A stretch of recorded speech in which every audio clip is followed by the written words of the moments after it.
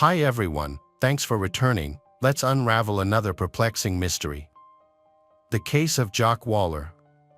June 1, 2011 marked a turning point in the life of the Jock Waller family. That day, Jock called her sister Cheryl to say that she was going to pick up her children from her ex-husband Clay Waller and would be home later. However, Jock never returned and did not call back. After trying to contact her sister without success, Cheryl became increasingly worried. To address her concerns, she drove to the police station around 7 p.m. At the station, Cheryl announced that Clay Waller had killed younger sister. It was a shocking statement for all the police, as Jock had only called Cheryl a few hours earlier and there was no reason to be alarmed and assume that she was in trouble. But it turned out that Cheryl's hunch was correct, and her sister Jock was indeed caught up in a macabre story. So what happened to Jock, and what made Cheryl really believe that Clay Waller had killed her sister even before Jock was reported missing? Jock was a sweet, kind, and caring girl when she met Clay, and they hit it off. Clay had a stutter that caused some people to make fun of him, which made him feel self-conscious. Jock, however, was different. She never made fun of him and always protected him, making sure he didn't get hurt. That was her nature. She protected the vulnerable, fought against injustice, and helped people. As their love blossomed, Jock and Clay became closer and eventually married when they were in their 30s. They bought a small house in Sanguine View, Missouri, and Jock was building a family there. Jock had a successful career, unlike her husband, whose life was constantly failing and couldn't stay in one place for long. As a result, Jock was the sole provider for the family. She had always dreamed of having children, and when she found out she was pregnant, she was overjoyed. She was even more delighted to learn that she would be having triplets. The couple welcomed 2 daughters, Avery and Addison, and a son named Maddox. Caring for 3 newborns at once was a huge challenge for Jock, but she did not complain. Instead, she took on the responsibility alone, as her husband seemed indifferent to the children. Clay took a job at the sheriff's office to support the family while his wife took care of the children, but he did not stay long. He was fired after a year, and during that time, only Jock's parents and sister helped her with the children so she could rest. After Clay lost her job, Jock began working to support the family. Despite having a child, Clay did not change his habits and showed little interest in his family or his job. Occasionally, he took on a part-time job, but it did not bring in the income they needed.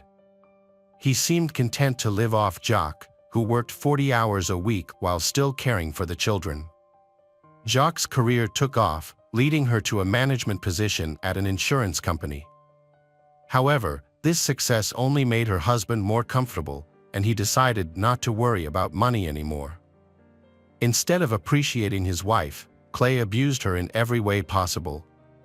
He insulted her, called her worthless, and told her that no one wanted her. He had affairs with other women. Jock's parents and sister were extremely outraged by her husband's behavior and convinced her to divorce him. However, at that time, Jock was not ready for such an extreme choice and tried to keep her family together.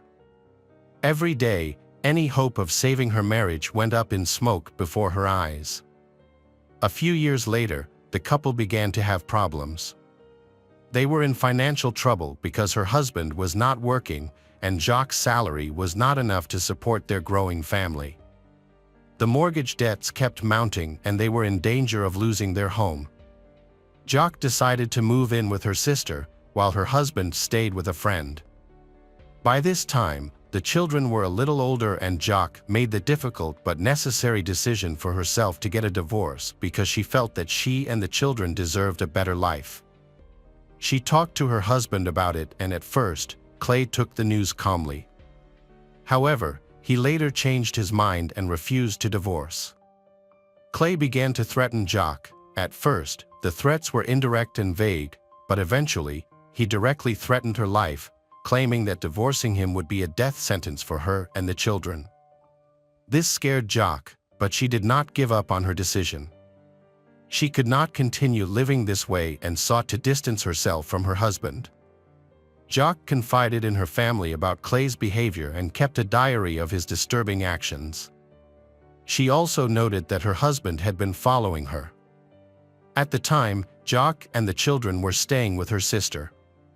The children, who were only 5 years old, did not understand the situation, but Jacques explained that it was necessary. Eventually, things began to return to normal and the divorce proceedings were almost complete. Clay seemed to have accepted the divorce and stopped bothering Jacques. The two began to move forward and began to build a new relationship. Jacques allowed her husband to visit the children and they stopped arguing.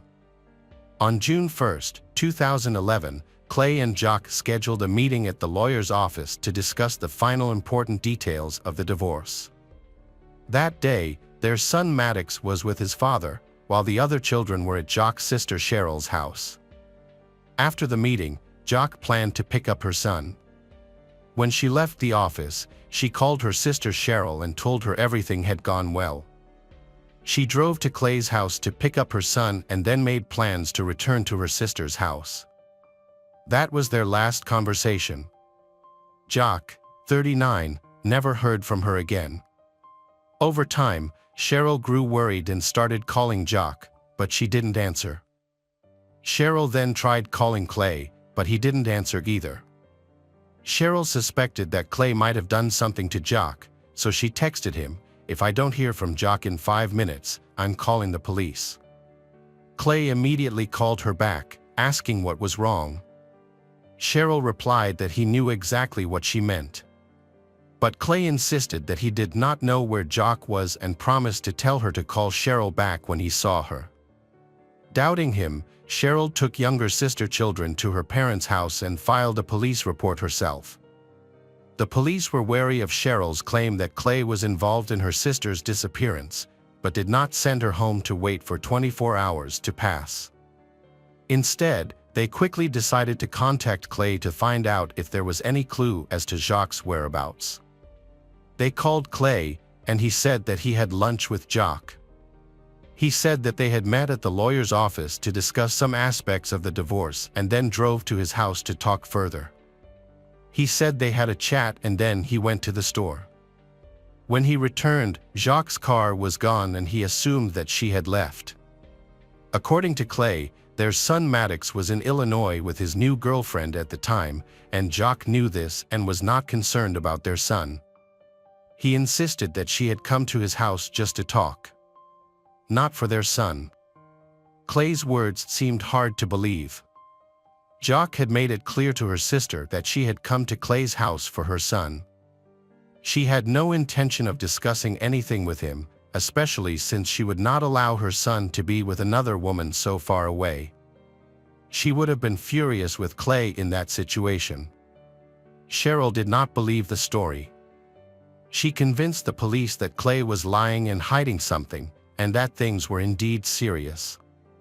Jacques and her car were reported missing, and a massive search began. Hours later, Jacques' car, a Honda Pilot, was found on the interstate with flat tires. It was no accident. The tires had been deliberately punctured and looked like they had been set up. The car was found open and empty, with some blood on the back seat, but there were no clues to Jacques' whereabouts. It seemed increasingly likely that she had been attacked and kidnapped.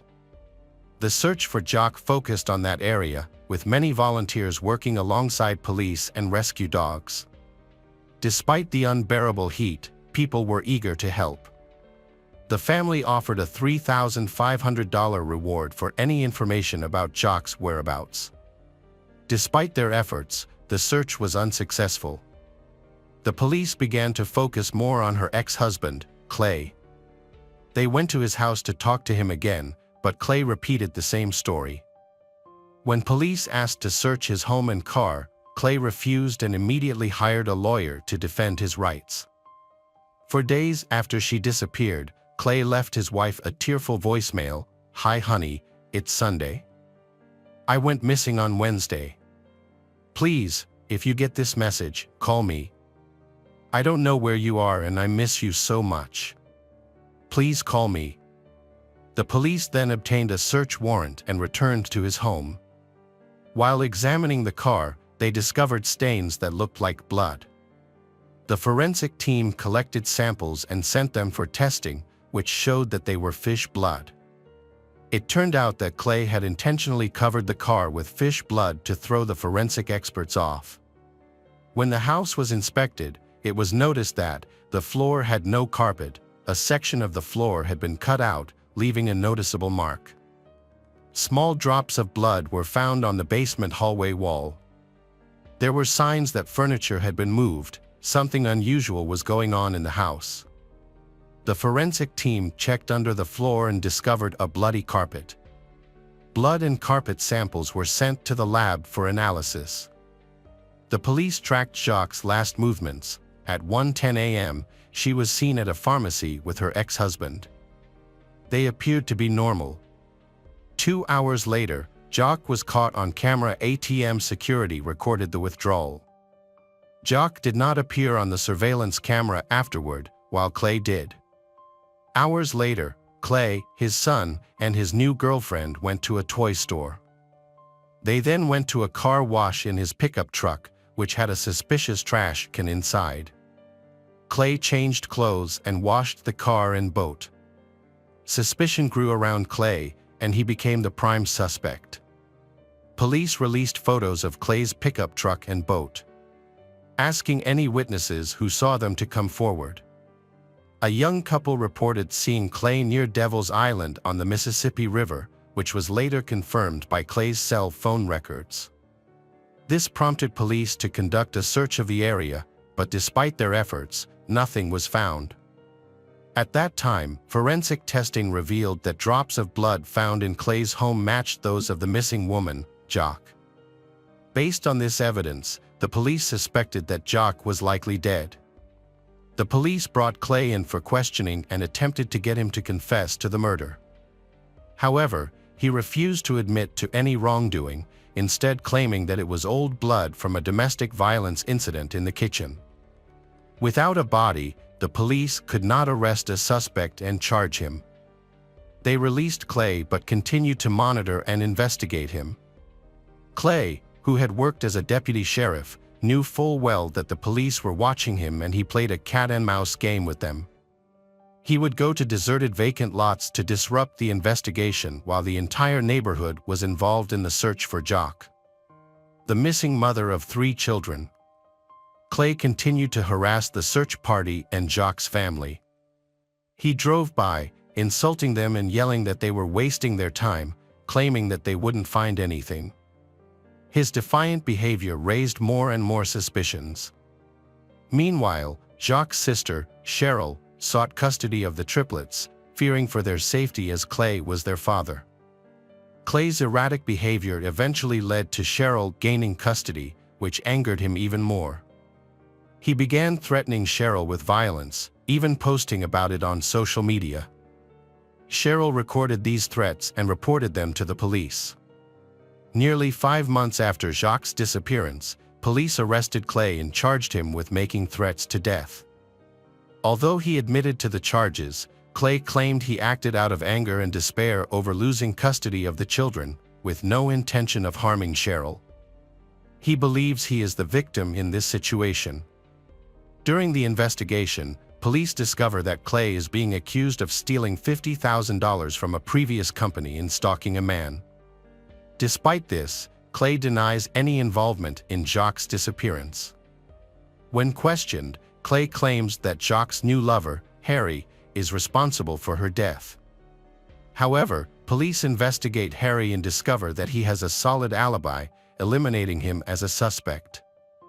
The evidence points to Clay, but he continues to deny any wrongdoing. He is eventually sentenced to 5 years in prison for threatening his wife's sister, Cheryl. Police continue to investigate Jacques' disappearance, searching Devil's Island but finding no trace of her.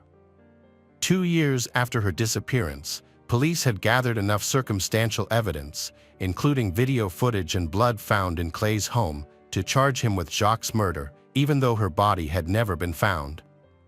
It was a risky move, because if they lost, the DA's office would not be able to charge him a second time.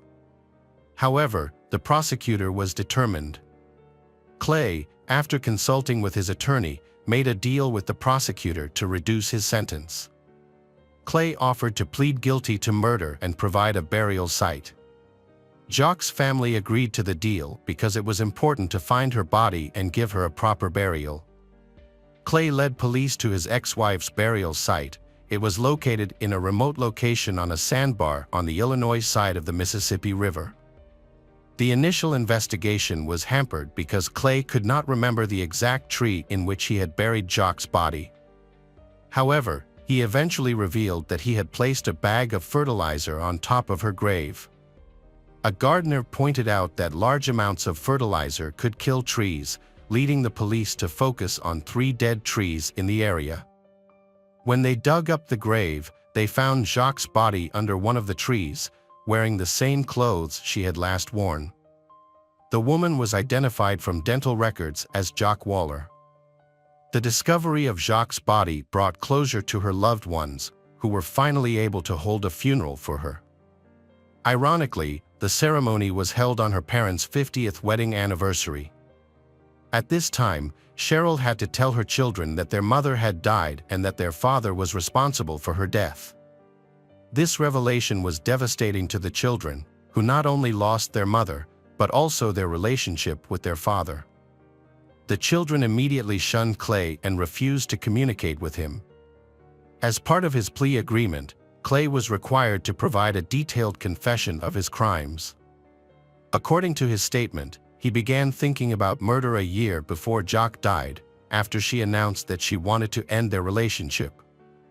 Despite these dark thoughts, he initially pushed them aside because Jacques was the mother of his children. Clay felt he couldn't let Jacques take his children. He had warned her earlier that if she continued to do so, things would not end well for her, but she chose to ignore him.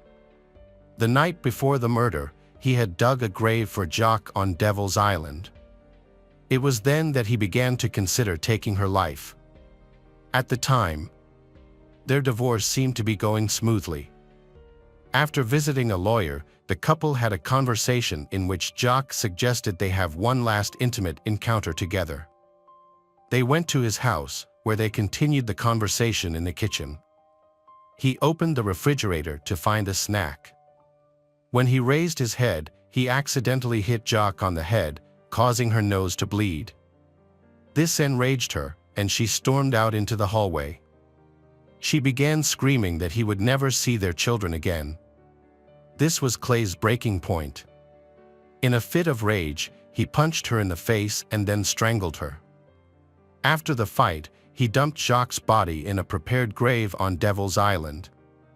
He then cleaned up the crime scene by washing his car, cleaning the house, and showering. He changed into new clothes and attempted to resume his normal routine by meeting his new girlfriend and son at a toy store, as if nothing out of the ordinary had happened. Clay claimed the murder was an impulsive act driven by emotion, contradicting his earlier statement about digging the grave the day before. This inconsistency raised suspicions of premeditated murder. The medical examiner's report showed that the victim had suffered multiple skull fractures, consistent with blunt force trauma rather than a simple fight. Clay's initial story was not believed. Clay seemed content with his 20-year sentence for second-degree murder, showing no remorse for killing his ex-wife Jacques. However, the prosecution had a surprising twist. The hole he dug to bury Jacques was in another state, Illinois, and the murder took place in Missouri. These features fall under federal laws against domestic violence across states, and he violated them. This allowed him to add 35 years to his sentence. Clay Waller would be eligible for parole after serving 85% of his 55-year sentence. Clay had no idea that his confession would have serious consequences due to a federal law he was unaware of.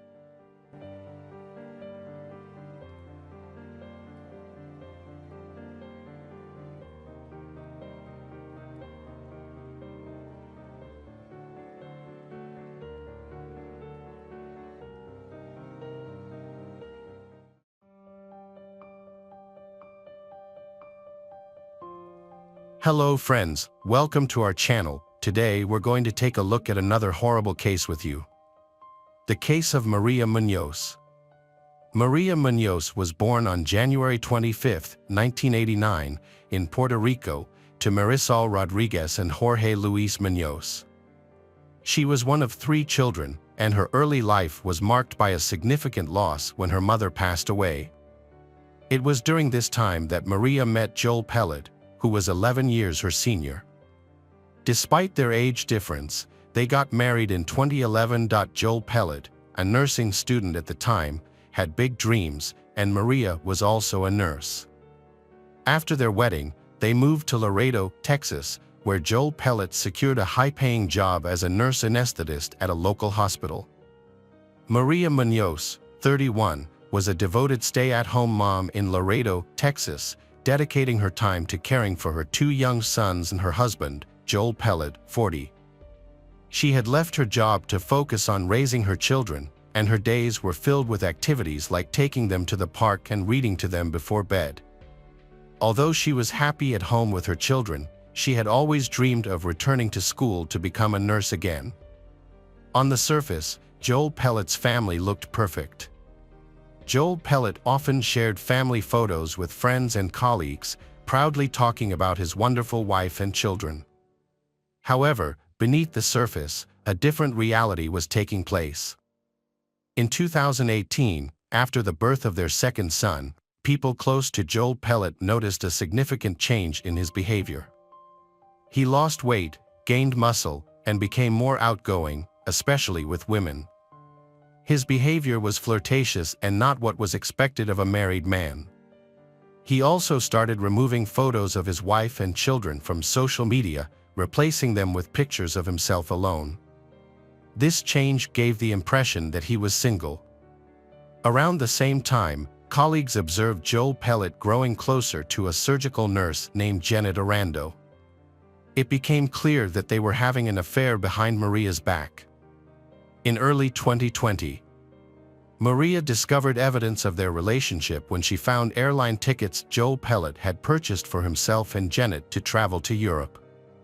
This revelation devastated Maria, leaving her feeling heartbroken, depressed, and betrayed. She had trusted her husband and thought their marriage was strong, but the discovery shattered her trust. Maria's world was turned upside down when she discovered that her 10-year marriage was a sham. Overwhelmed with emotions, she felt lost and alone, struggling to come to terms with the devastating truth. Seeking guidance, she began therapy sessions to cope with her mental health struggles, and her therapist prescribed medication to support her through this difficult time. As a way to process her emotions, Maria started keeping a journal to express her thoughts and feelings. As the situation between Maria and Joel Pellet continued to deteriorate, tensions escalated. On September 19, 2020, Maria visited Janet's house, where she found Joel Pellet's car parked in the driveway. Confronting him, Maria gave him an ultimatum: choose between her and Janet. Joel Pellet's response was clear: he chose Janet. The argument became heated, prompting Janet to call the police. However, by the time they arrived, Maria and Joel Pellet had already left the scene. Maria was driving with Joel Pellet when the police called her. She could hear him yelling in the background. When they arrived home, he became extremely angry and punched a hole in Maria's car windshield, demonstrating a disturbing level of aggression. The next morning, Maria sent Joel Pellet a text message stating her intention to hire a lawyer to help resolve their issues. Joel Pellet responded, suggesting they handle the situation on their own to avoid the costs associated with hiring lawyers. However, just a few hours later, Joel Pellet appeared to have a change of heart. He sent Maria an email expressing his deep sadness and emotional pain. In the email, Joel Pellet conveyed his desire to have an honest and calm conversation with Maria. Maria replied to the email, and they agreed to meet the following evening at around 5 p.m. On Monday, September 21st, before going to meet him, Maria was so nervous and then messaged her friend Yasmin Martinez that today they were going to meet. The next day, a terrifying turn of events unfolded. At around 1:40 a.m. on September 22, 2020, a distressed call was made to 911.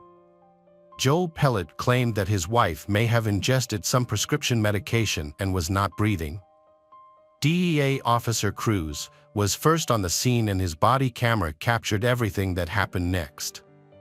He found Joel Pellet at the top of the stairs near the master bedroom, Joel Pellet dressed in hospital gown and performing CPR on Maria, while their son slept in a nearby room.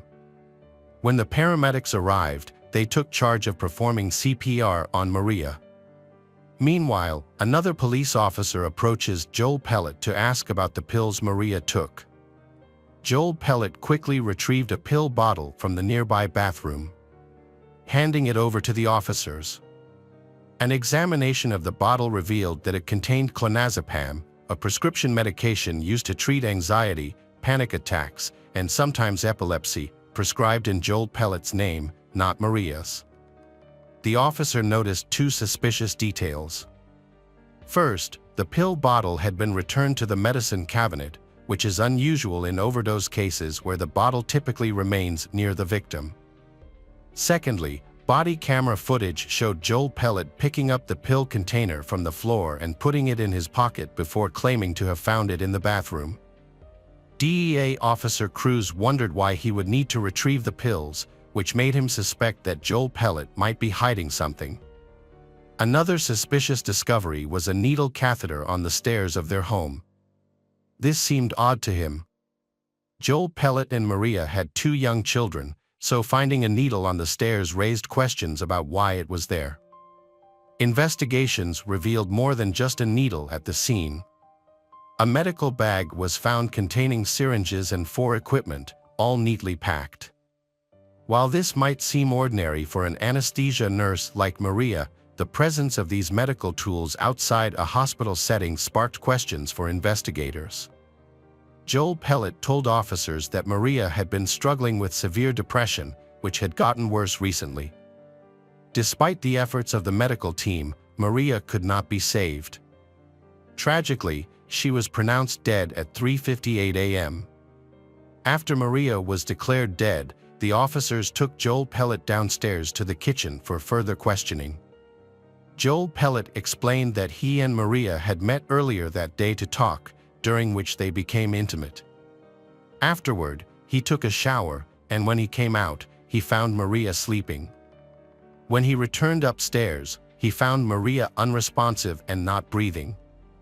As Joel Pellet spoke with the officer, his behavior seemed unusual.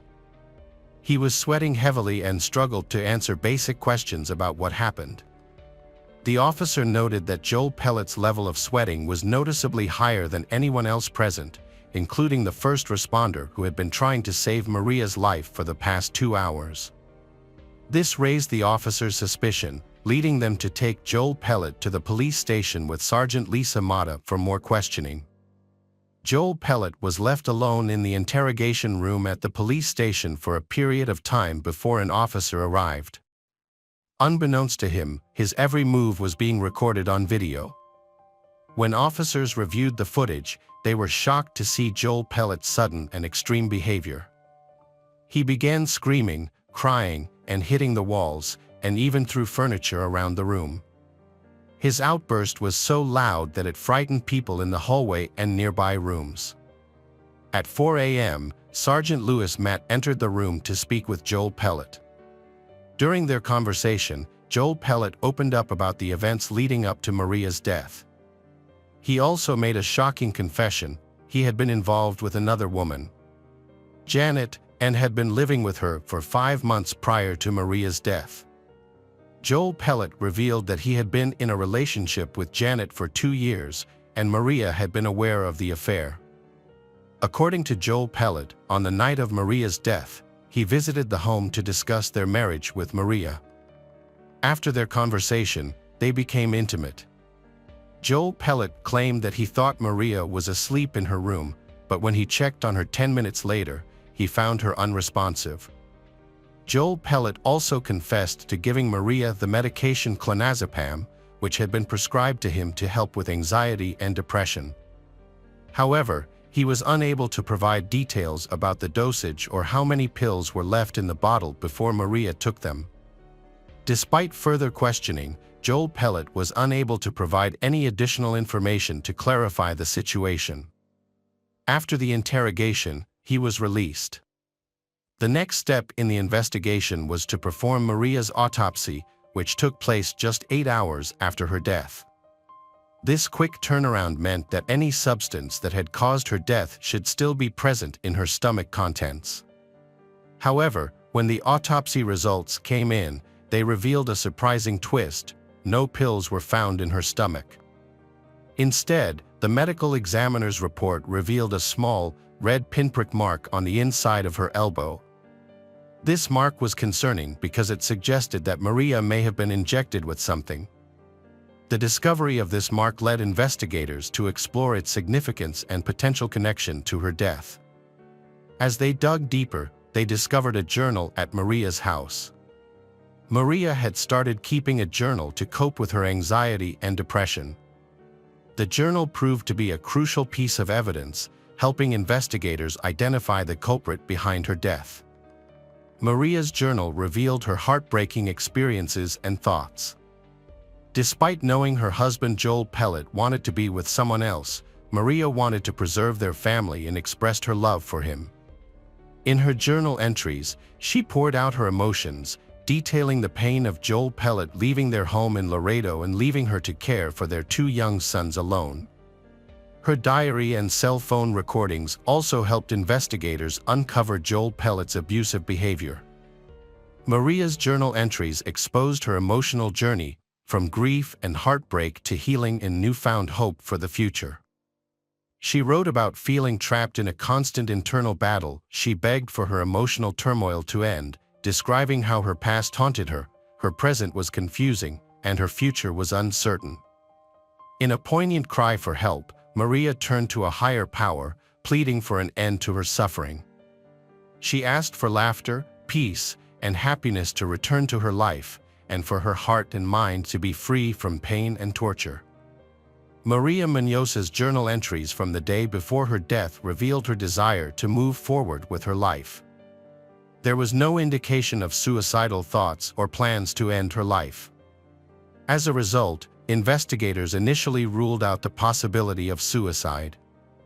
To gain a deeper understanding of the circumstances surrounding her death, they sought additional information. Dr. John Hunsinger, anesthesiologist, reviewed the autopsy findings and contacted the lead detective, DEA Cruz, to express his concerns. Dr. John Hunsinger recommended a comprehensive toxicology screening, which the investigators subsequently conducted. In January 2021, Sergeant Louis Matt and DEA Cruz received toxicology test results that contradicted Joel Pellet's claim that Maria had been given clonazepam. The report actually showed that Maria's body did not have that drug. However, it revealed something more astonishing: the presence of 7 other powerful drugs. These medications, typically used in surgical procedures, included morphine, Demerol, Versed, propofol, and ketamine, as well as lidocaine and Naren. Specifically, propofol and ketamine are commonly used as sedatives and painkillers during surgeries. Administered through and for. The unusual presence of these drugs was significant, as they are tightly controlled and rarely accessed outside of anesthesiology departments, making it difficult for even many medical professionals to obtain them. The discovery of propofol in Maria's system was the most startling revelation for the investigators. Investigators believe that Joel Pellet, as a nurse anesthetist, had access to propofol due to his profession. Dr. Hunsinger, who worked with Joel Pellet and had experience with propofol, was shocked by the amount found in Maria's system, saying it was the highest amount he had ever seen. This led doctors to believe that propofol was the direct cause of Maria's death. They reasoned that, given his profession, Joel Pellet would have known the proper dosage to either anesthetize someone or cause an overdose. Additionally, a small mark on Maria's arm suggested that she may have been injected with some substance. Considering the autopsy report, Joel Pellet's suspicious behavior. And Maria's journal entries, the investigators believed they had enough evidence to arrest Joel Pellet for the murder of his wife. An arrest warrant was promptly issued, and authorities took Joel Pellet into custody without incident, as if he had anticipated and accepted his fate. Joel Pellet was then taken to the police station, marking a new phase in the investigation. The trial started on March 21, 2023. As the legal proceedings unfolded, both the prosecution and defense presented their cases. A prosecution team composed entirely of women known as Maria's team utilized Maria Muñoz's journal entries to construct a compelling case against Joel Pellet. By sharing Maria's diary entries, prosecutors wanted to show the jury that Maria was a wonderful, caring, and intelligent mother whose vibrant spirit shone through the pages of her diary. The prosecutors alleged that Joel Pellet first drugged Maria by lacing her drink with a substance to make her sleepy. Once she was unconscious, they believed he injected her with propofol. Additionally, they suspected that Joel Pellet deliberately delayed calling 911, waiting long enough to ensure that first responders would be unable to revive her when they arrived. The prosecution team stated that Maria's journals helped them understand the challenges she faced, which fueled their determination to seek justice in her case. Roberto Bali, Joel Pellet's lawyer, informed the jury that his client had been trying to work on his marriage with Maria Muñoz before her death. Roberto Bali noted that the medical examiner's report still did not clearly state the cause of Maria's death, and there was not enough evidence to prove Joel Pellet was responsible for her death. Roberto Bali pointed out that Joel Pellet had given Maria a medication called Naren, used to counteract overdoses, on the night she died. He also acknowledged that both Joel Pellet and Maria had struggled with drug addiction in the past. However, Roberto Bali argued that Maria had willingly taken the drugs without being forced, as there were no signs of trauma or coercion on her body.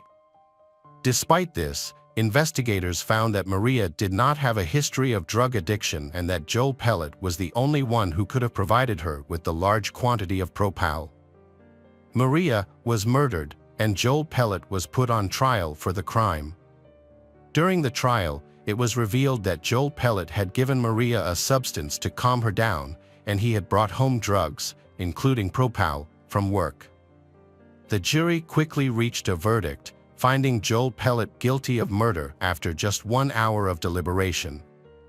The trial lasted for 9 days, concluding on March 30, 2023, with the guilty verdict. Joel Pellet was later sentenced to life in prison for the murder, plus an additional 10 years for tampering with evidence and a $10,000 fine.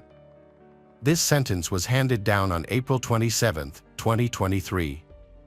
The motive behind Joel Pellet's killing of his wife Maria Muñoz is not entirely clear, but the prosecution believes it was driven by his desire to end his marriage and start a new relationship with his girlfriend Janet Arridan. As a result, Joel Pellet was held accountable for his actions.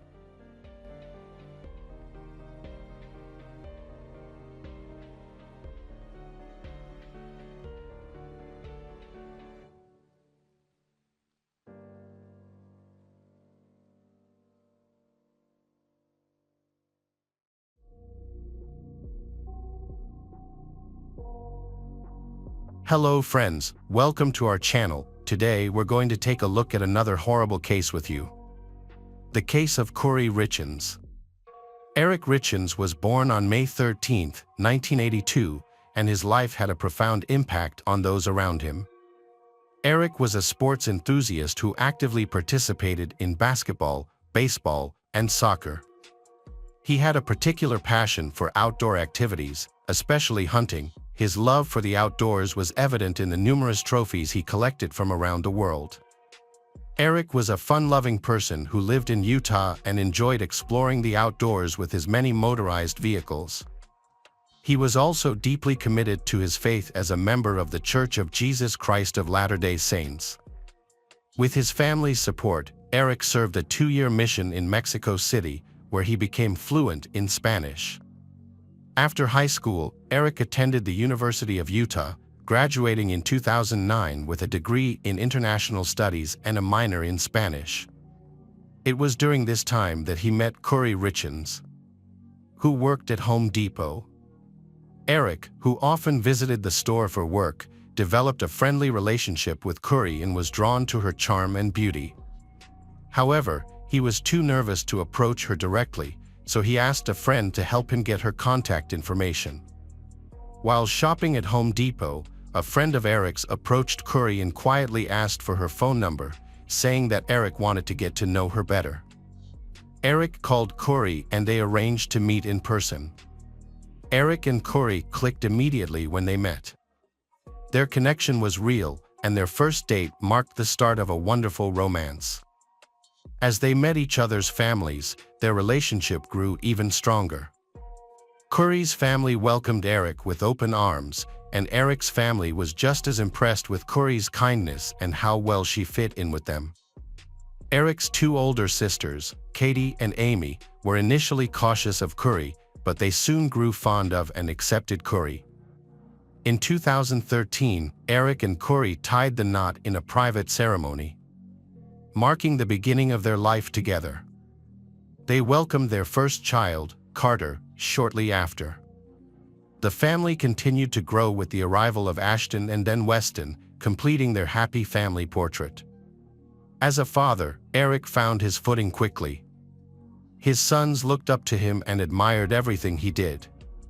Eric, in turn, took immense pride in his children's accomplishments, whether it was their academic achievements, sports victories, or creative pursuits. He was always present to support and celebrate their successes.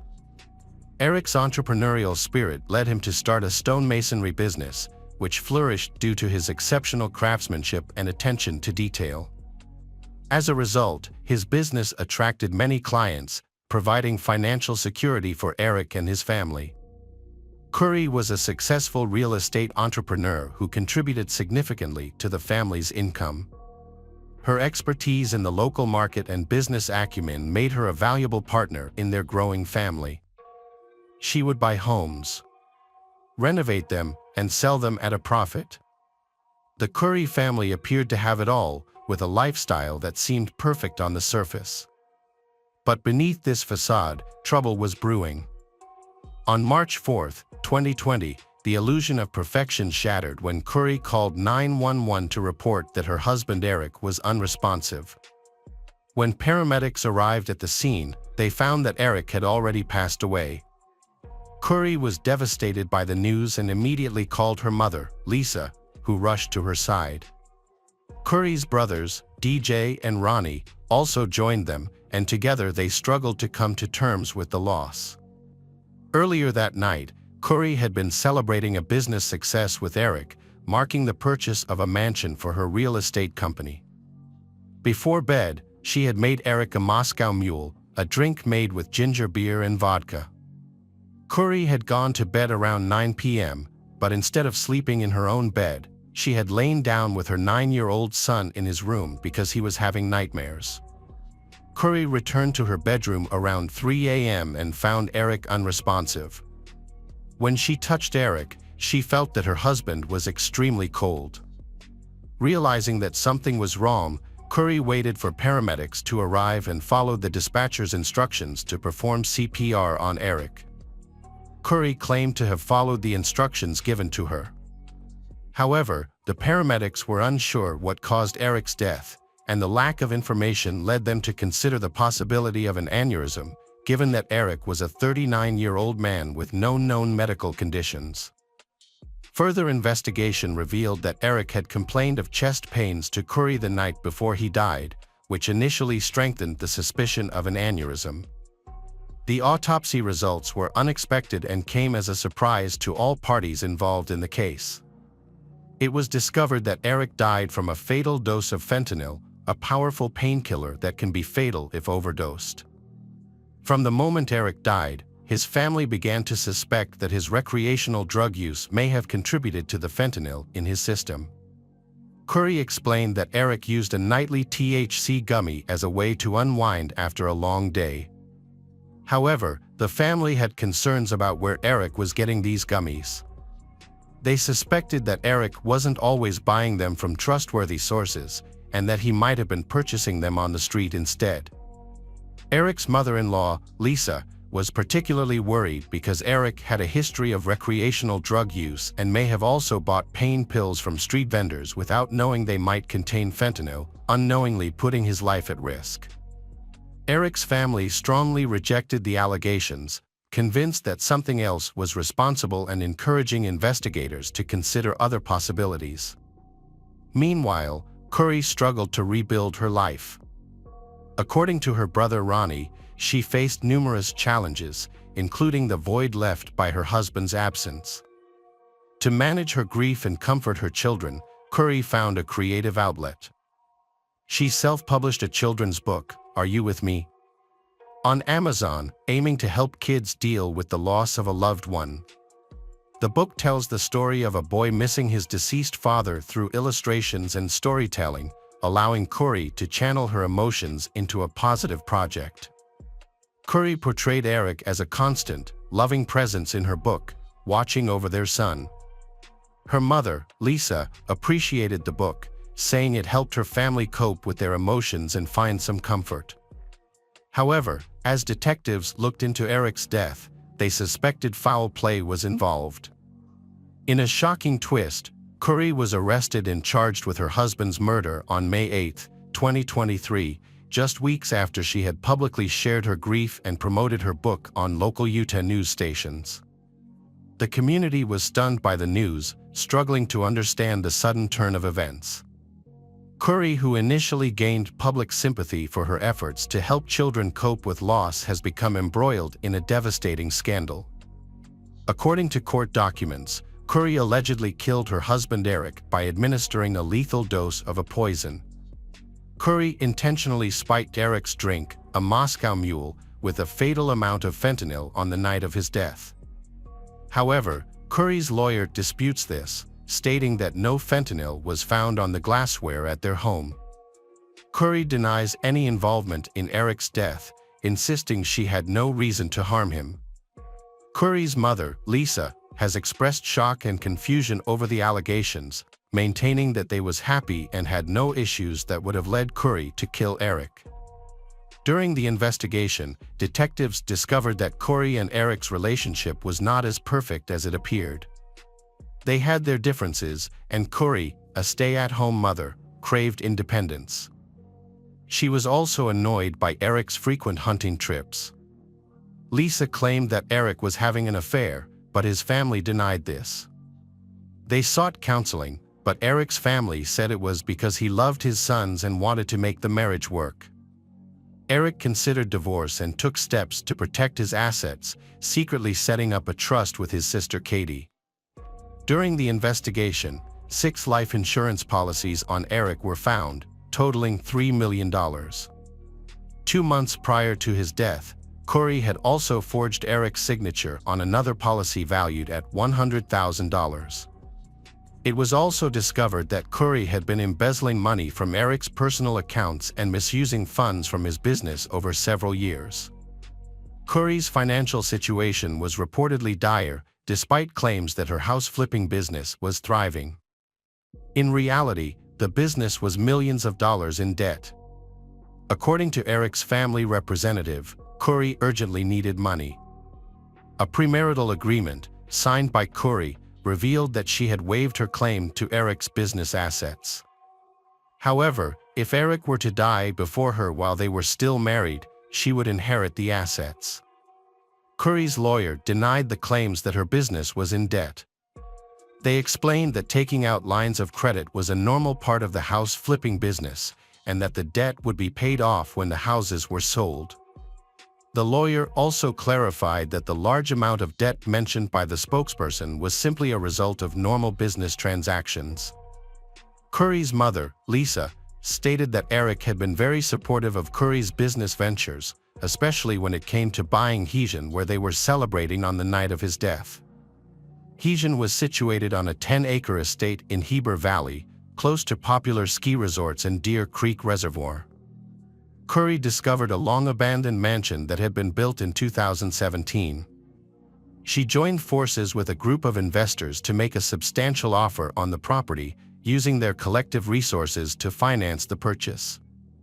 Her plan was to transform the estate into a popular recreational destination. Although Eric initially seemed to support the purchase, his family later disputed this claim. They recalled that Eric had strongly opposed the idea of buying Hesian and had even argued with Curry about it. The family's spokesperson made a shocking allegation on the night of Eric's death. Curry had given him a drink spiked with fentanyl. Furthermore, they claimed that this was not the first time Curry had attempted to harm Eric. Eric's family claims Curry tried to harm him twice.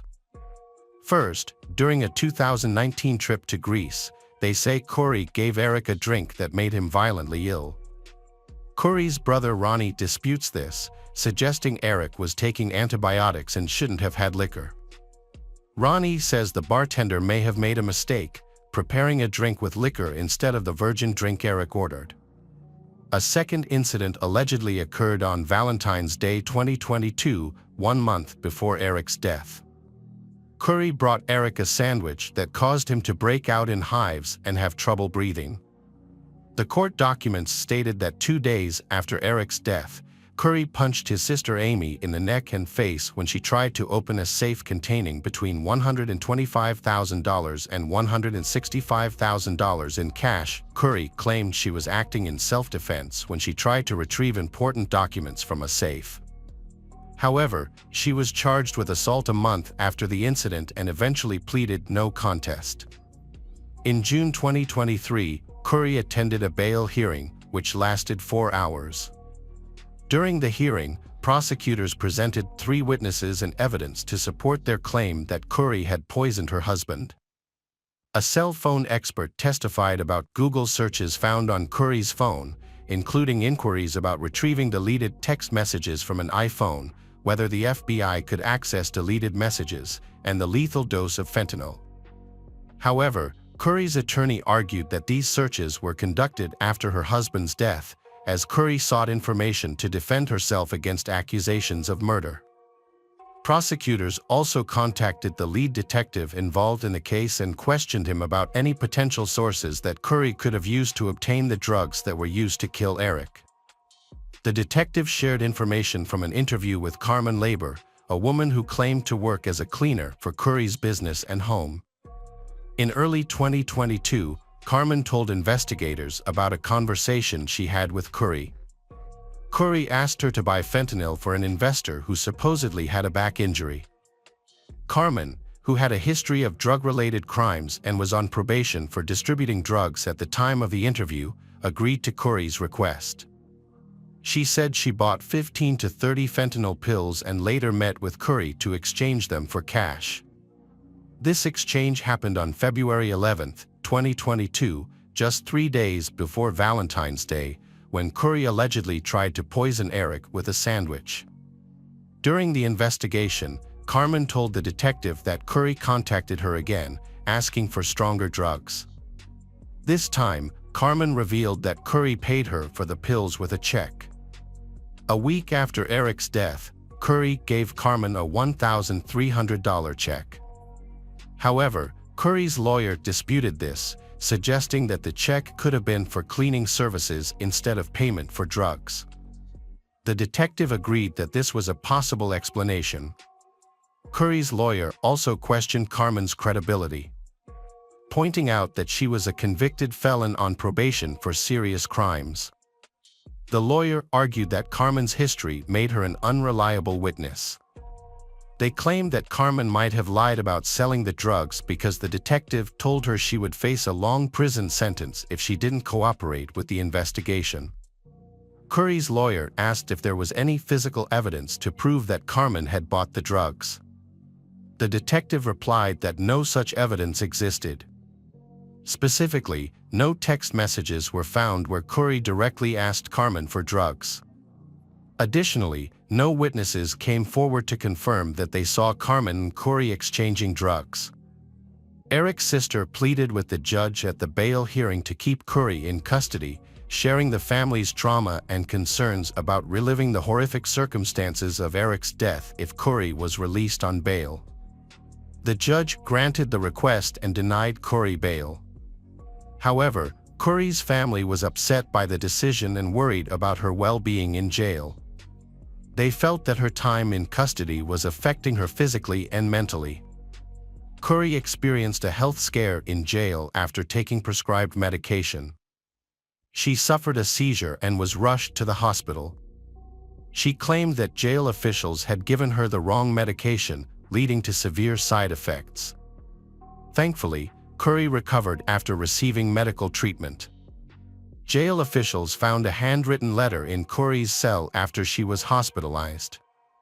The letter was never sent, but it was included in the court records and presented by prosecutors as evidence. They claimed it was written by Corey to her mother and showed her intentions and motivations. Prosecutors asked the court to limit Corey's contact with her mother and brothers in November 2023. The main reason was the letter found in Corey's cell, which prosecutors said was an attempt to influence witnesses. They alleged that in the letter, Corey gave her mother instructions on how her brother Ronnie should behave in court. Corey allegedly asked Ronnie to lie about Eric's behavior during a trip to Mexico. Specifically, Corey wanted Ronnie to falsely testify that Eric had admitted to buying pain pills in Mexico. Corey also told Ronnie to gather text messages from Eric that discussed his drug use. Corey stressed the importance of linking Eric's activities in Mexico to his alleged involvement with drugs. However, Corey claimed that the letter was not an attempt to tamper with a witness, but rather a work of fiction. A judge agreed, stating that the prosecution had failed to prove that Corey was attempting to interfere with the testimony. Currently, Corey and her family are trying to gain custody of their 3 sons, who are living with a relative. Despite being in jail, Corey regularly talks to her children through video calls. Her family attends their public events, but is not allowed private visits with they. Corey faces severe penalties if found guilty of murdering her husband Eric by lacing his drink with fentanyl. She could receive a prison sentence ranging from 25 years to life imprisonment. Moreover, she is dealing with multiple civil lawsuits related to Eric's estate, including disputes over custody of their children. The outcome of these custody battles has significant financial implications, as control of the children grants control over Eric's estate, fueling tensions between Corey's and Eric's families. Corey's trial is expected to begin sometime in 2025.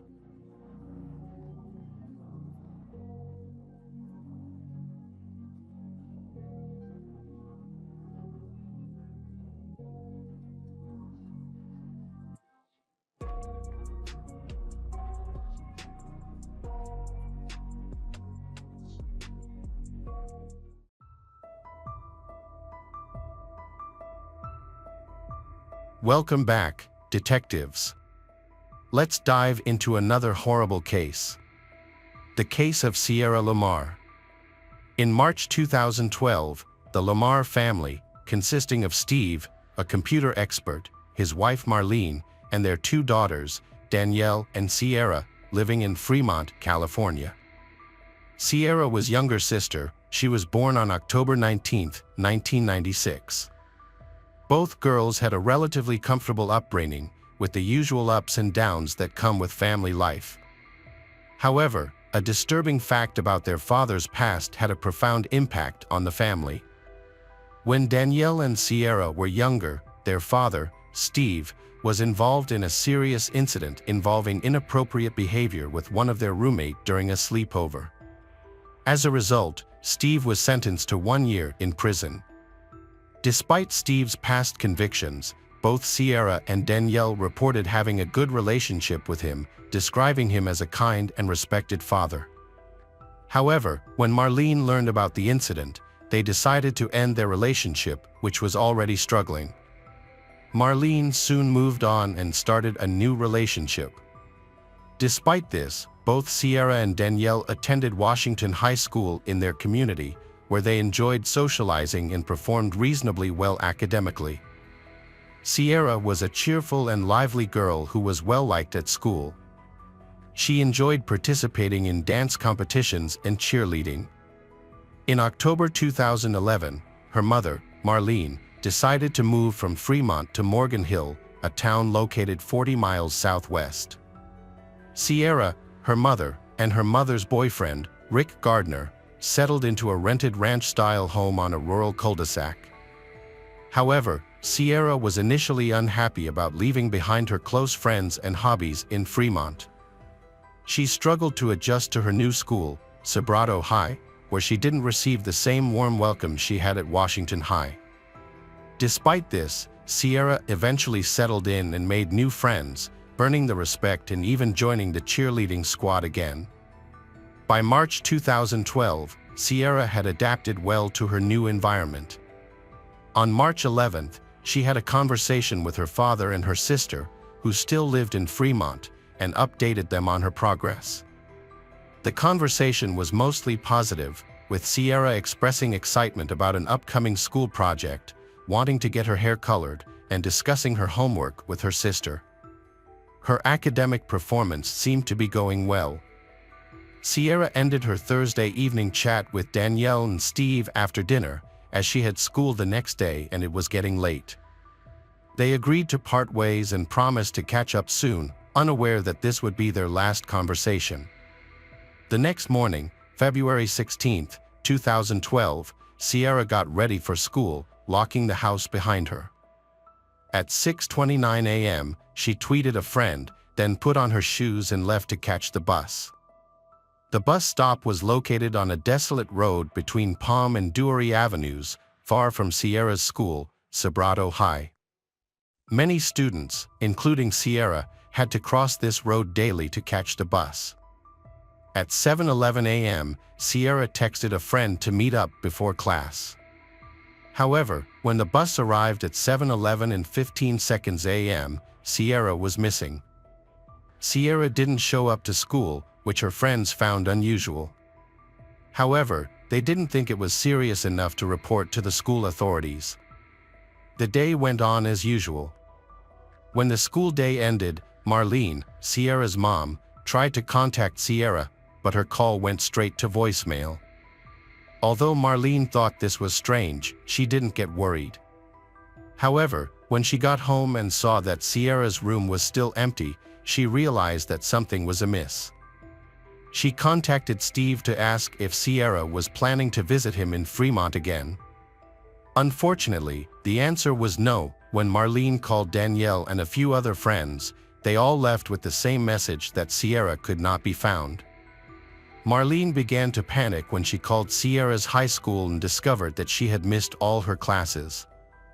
After her calling the authorities, officers were immediately sent to the pedo-Hispanic court. They began by speaking with those closest to Sierra, including several of her friends, who were all candid about the difficulties Sierra and her family were facing. Although Sierra was generally content, it had only been a few months since her mother's divorce forced her to leave her family and old friends behind.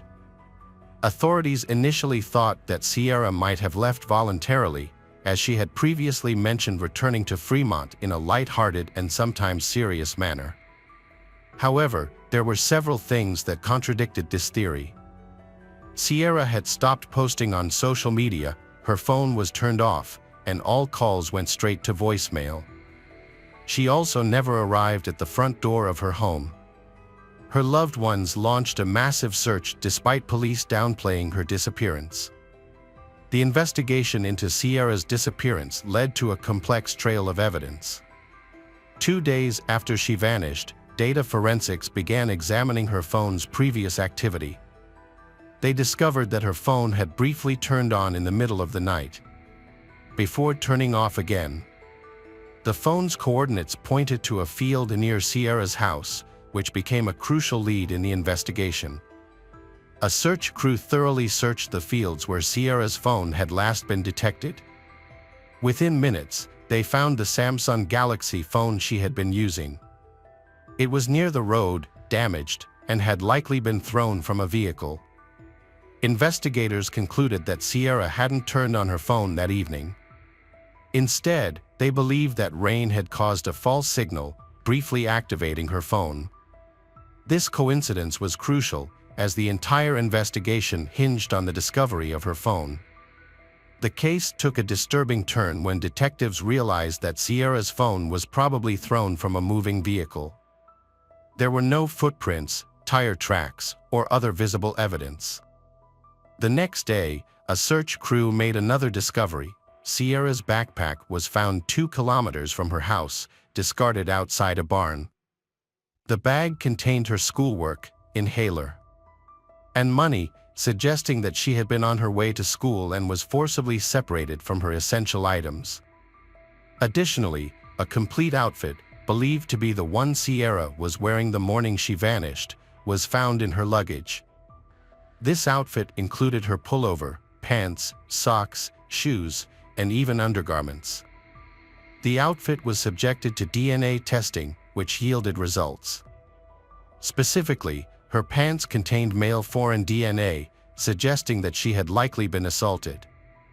The discovery of Sierra's phone and clothing led to a surge of local and international sympathy.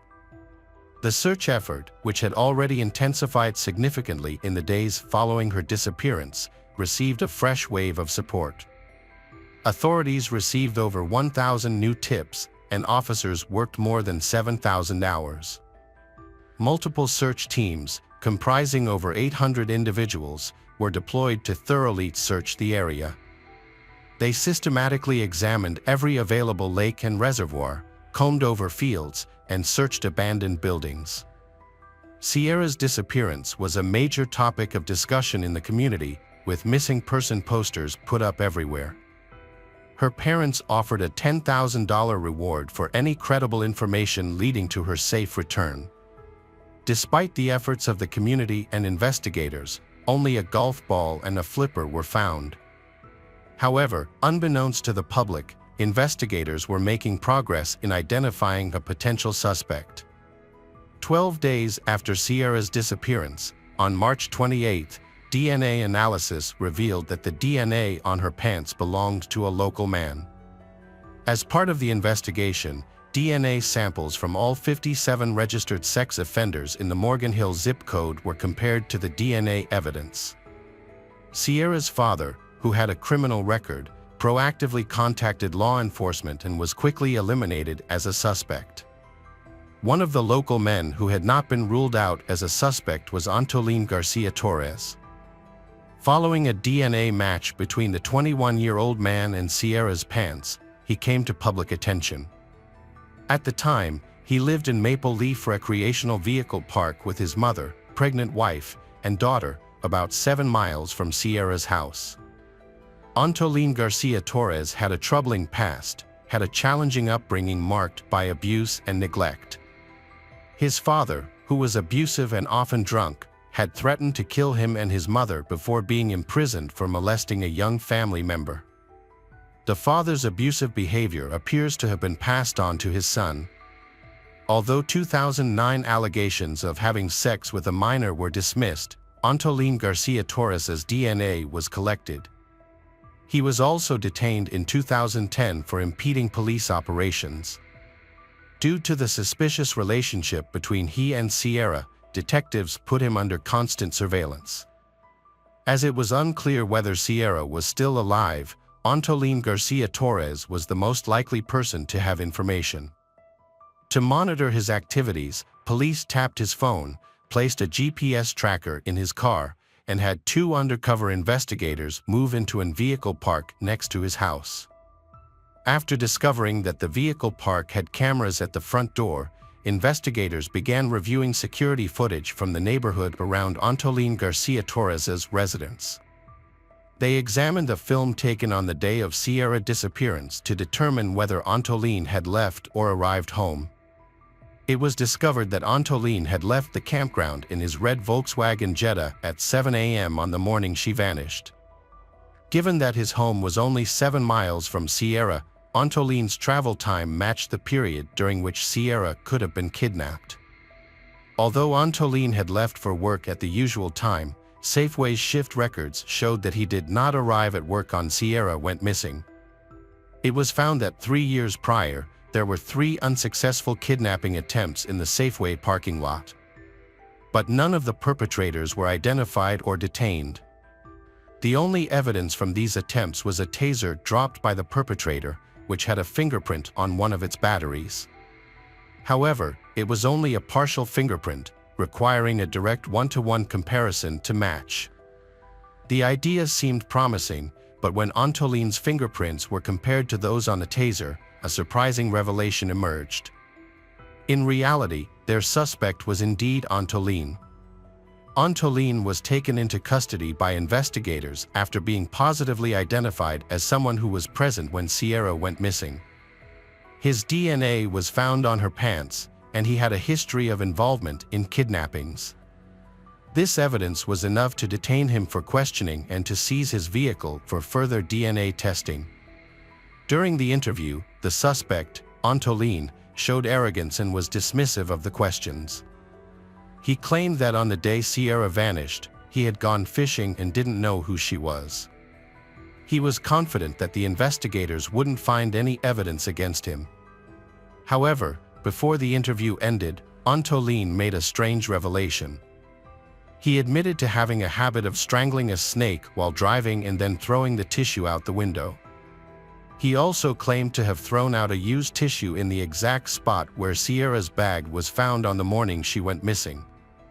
We already had a 1 in a million chance with the rain on Sierra's phone, and the police didn't believe Antoline's implausible explanation either.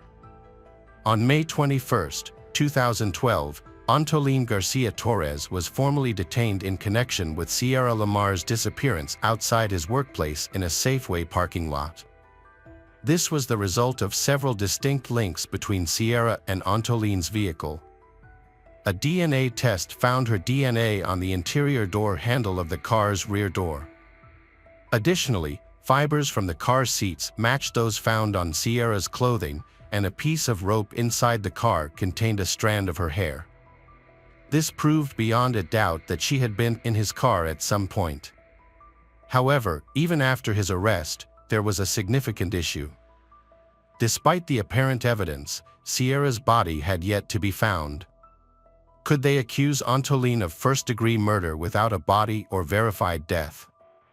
In reality, Santa Clara County District Attorney Jeff Rosen announced on May 19, 2014, that he would seek the death penalty against Antoline. Although Antoline had previously pleaded not guilty to killing Sierra, the overwhelming evidence pointed to his guilt. Antoline's trial began on January 30, 2017, after being delayed. The trial was prolonged and stressful for all parties involved, with the prosecution and defense presenting lengthy arguments over 13 weeks of testimony.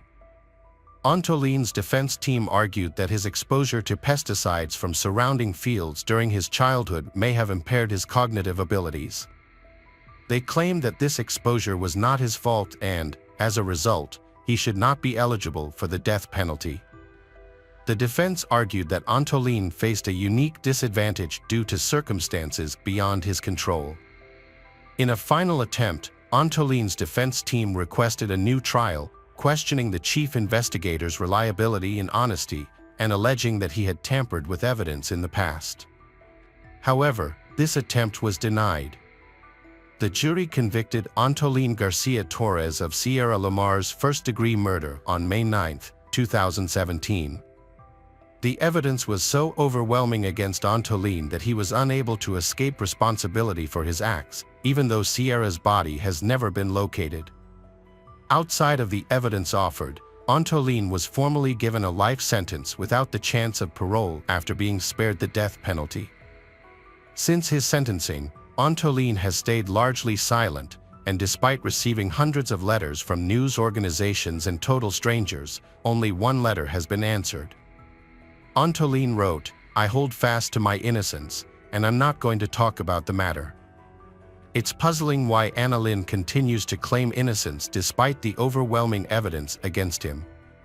The presence of his DNA on Sierra's belongings, her DNA in his car, his past crimes, and a detailed timeline all clearly indicate his involvement in Sierra's disappearance. The search for Sierra Lamar is believed by some organizers to be the longest continuous search for a missing person in U.S. history. It spanned 3 years, with over 1,100 searches conducted within a 15-mile radius, totaling 50,000 man-hours of effort. Volunteers braved extreme weather conditions, from scorching summers to cold winters, in their quest for any information about Sierra. Despite the passing of time, many volunteers continue to search for her, driven by the desire to bring closure to her family, even though they acknowledge the likelihood of her being deceased. Currently, the whereabouts of Sierra's body remain unknown, but the hope is that one day, the Lamar family will find the closure they seek.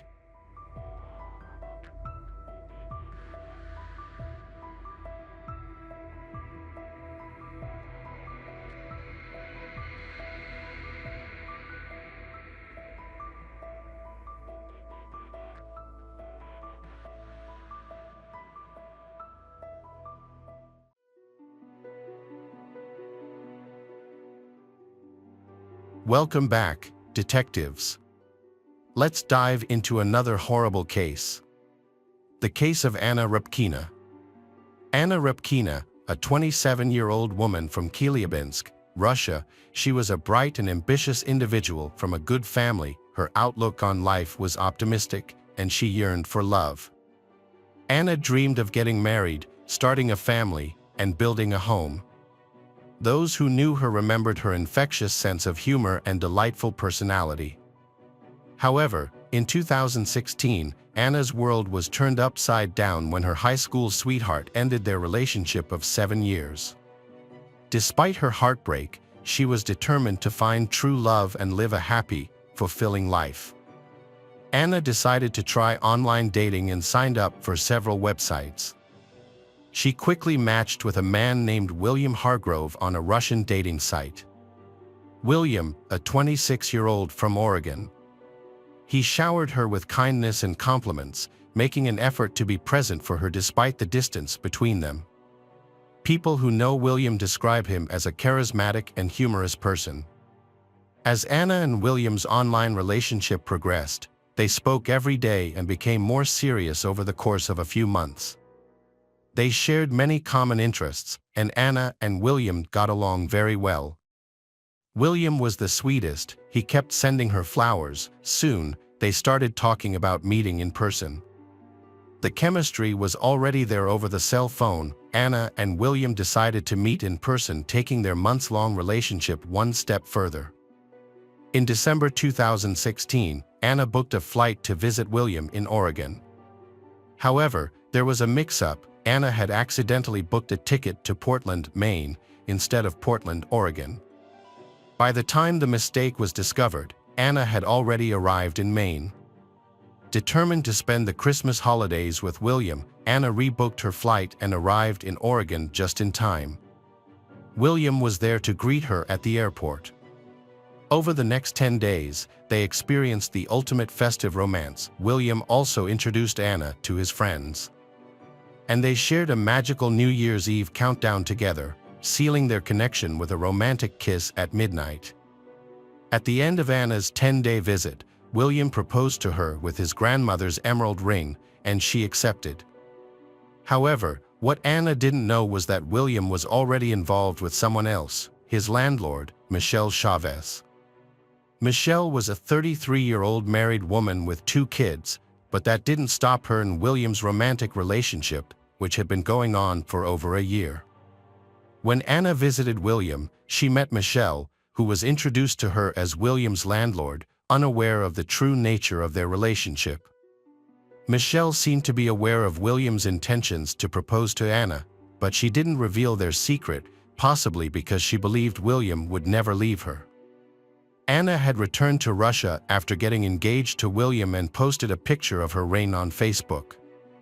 The post appeared on Michelle's homepage, revealing the shocking news.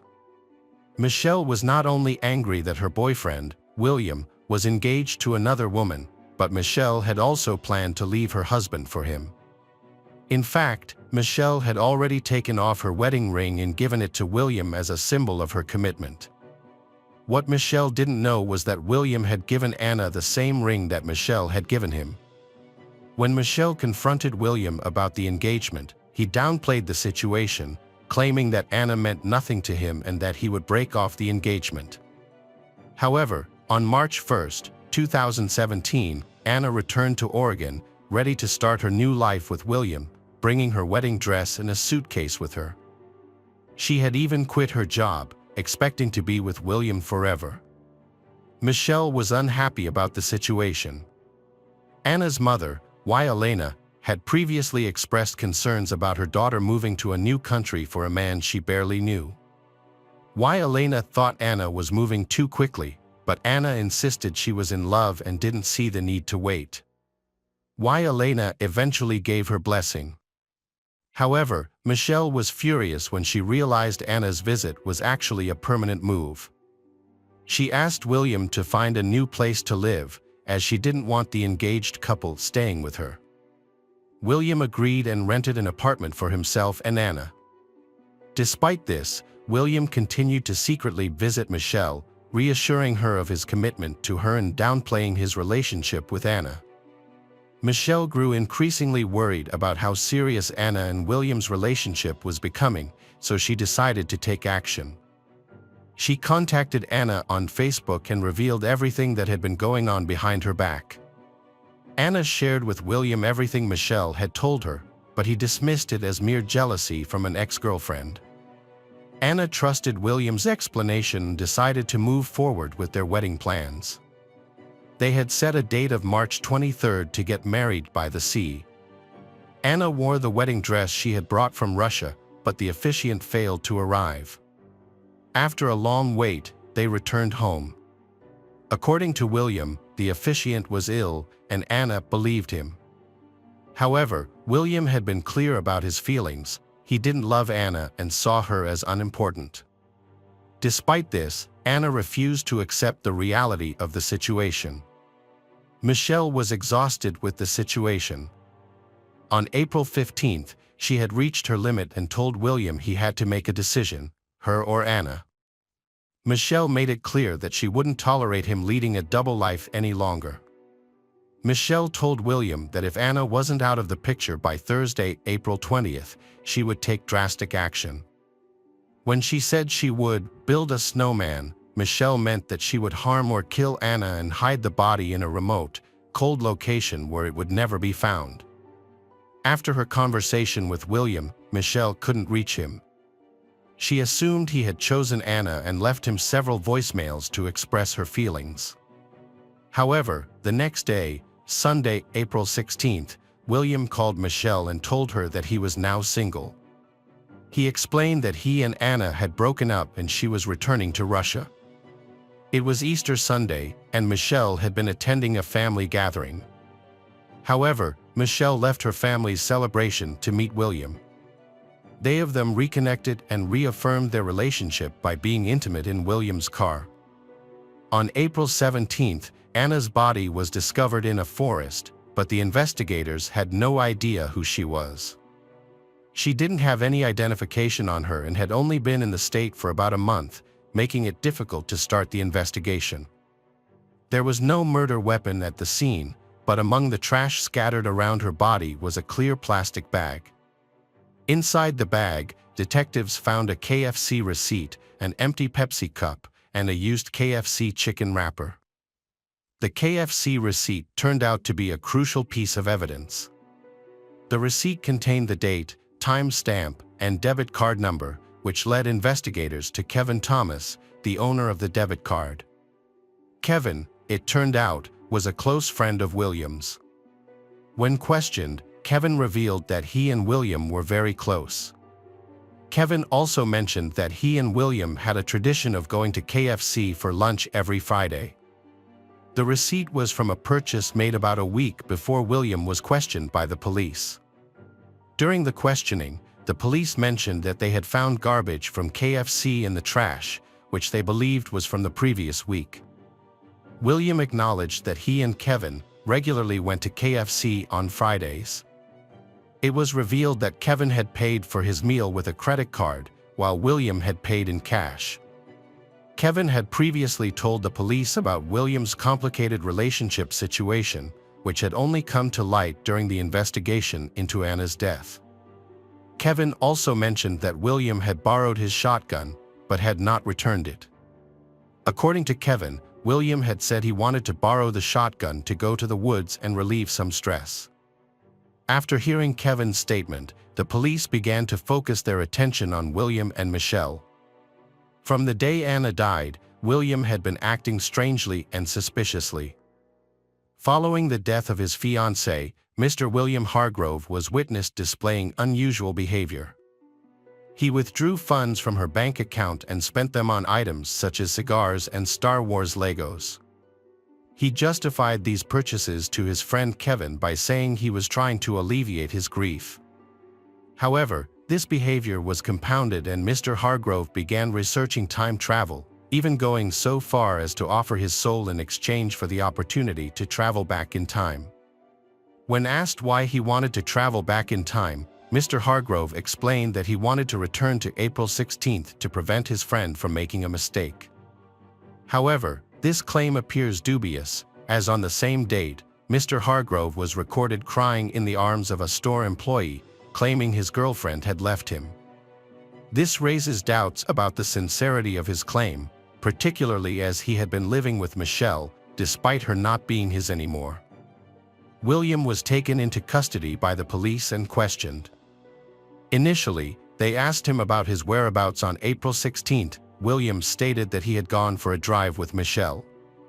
However, when questioned about his relationship with Anna, William claimed they were just acquaintances, having met while walking in downtown Corvallis. He told the police that they had gone on 2 dates, but he had made it clear to her that he wasn't interested in pursuing a romantic relationship. According to William, he last saw Anna in mid-March.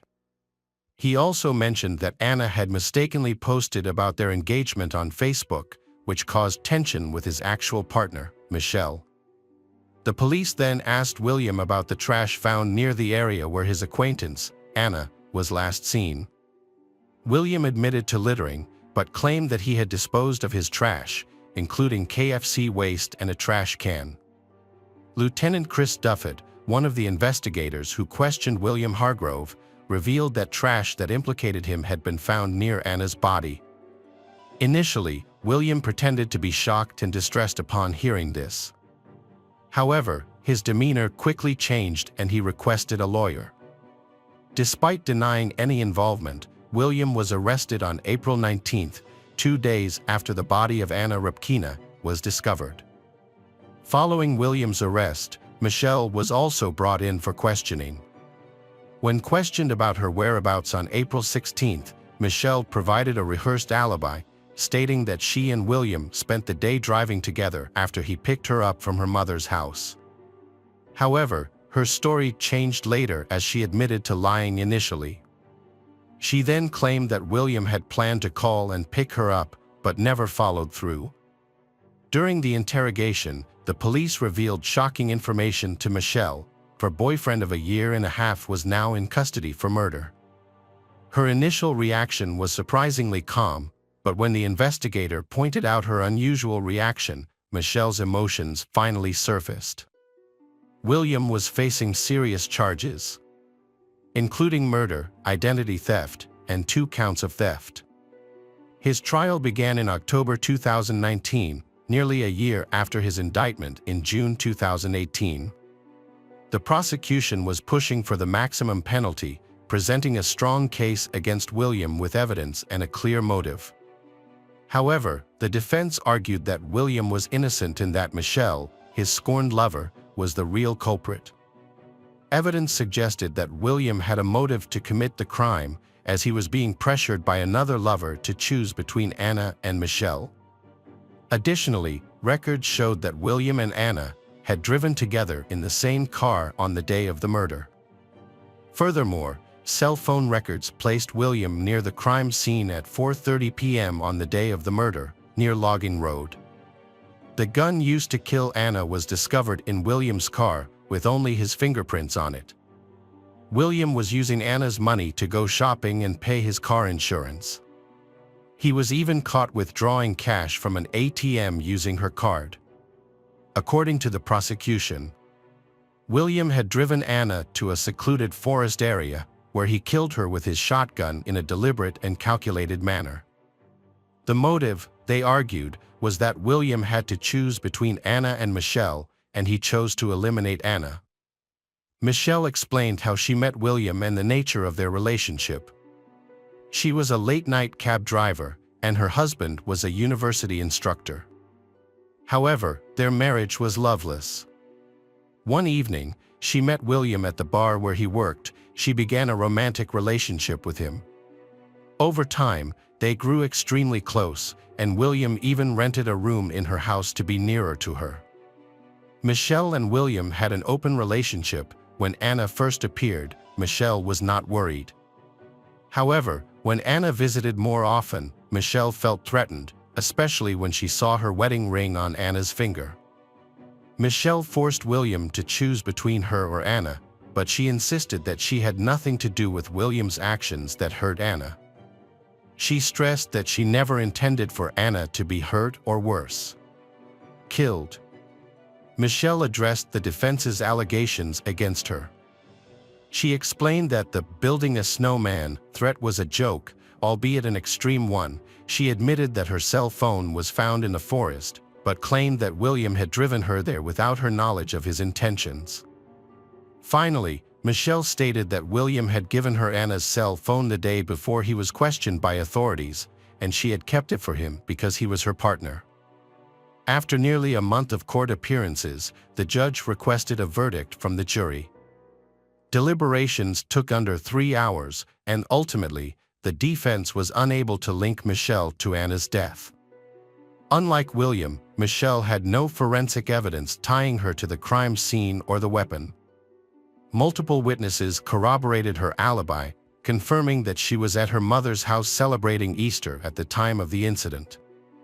William pleaded not guilty, but due to overwhelming evidence, he was found guilty of all charges and sentenced to life in prison with the possibility of parole in 25 years. His lawyer indicated that they would file an appeal.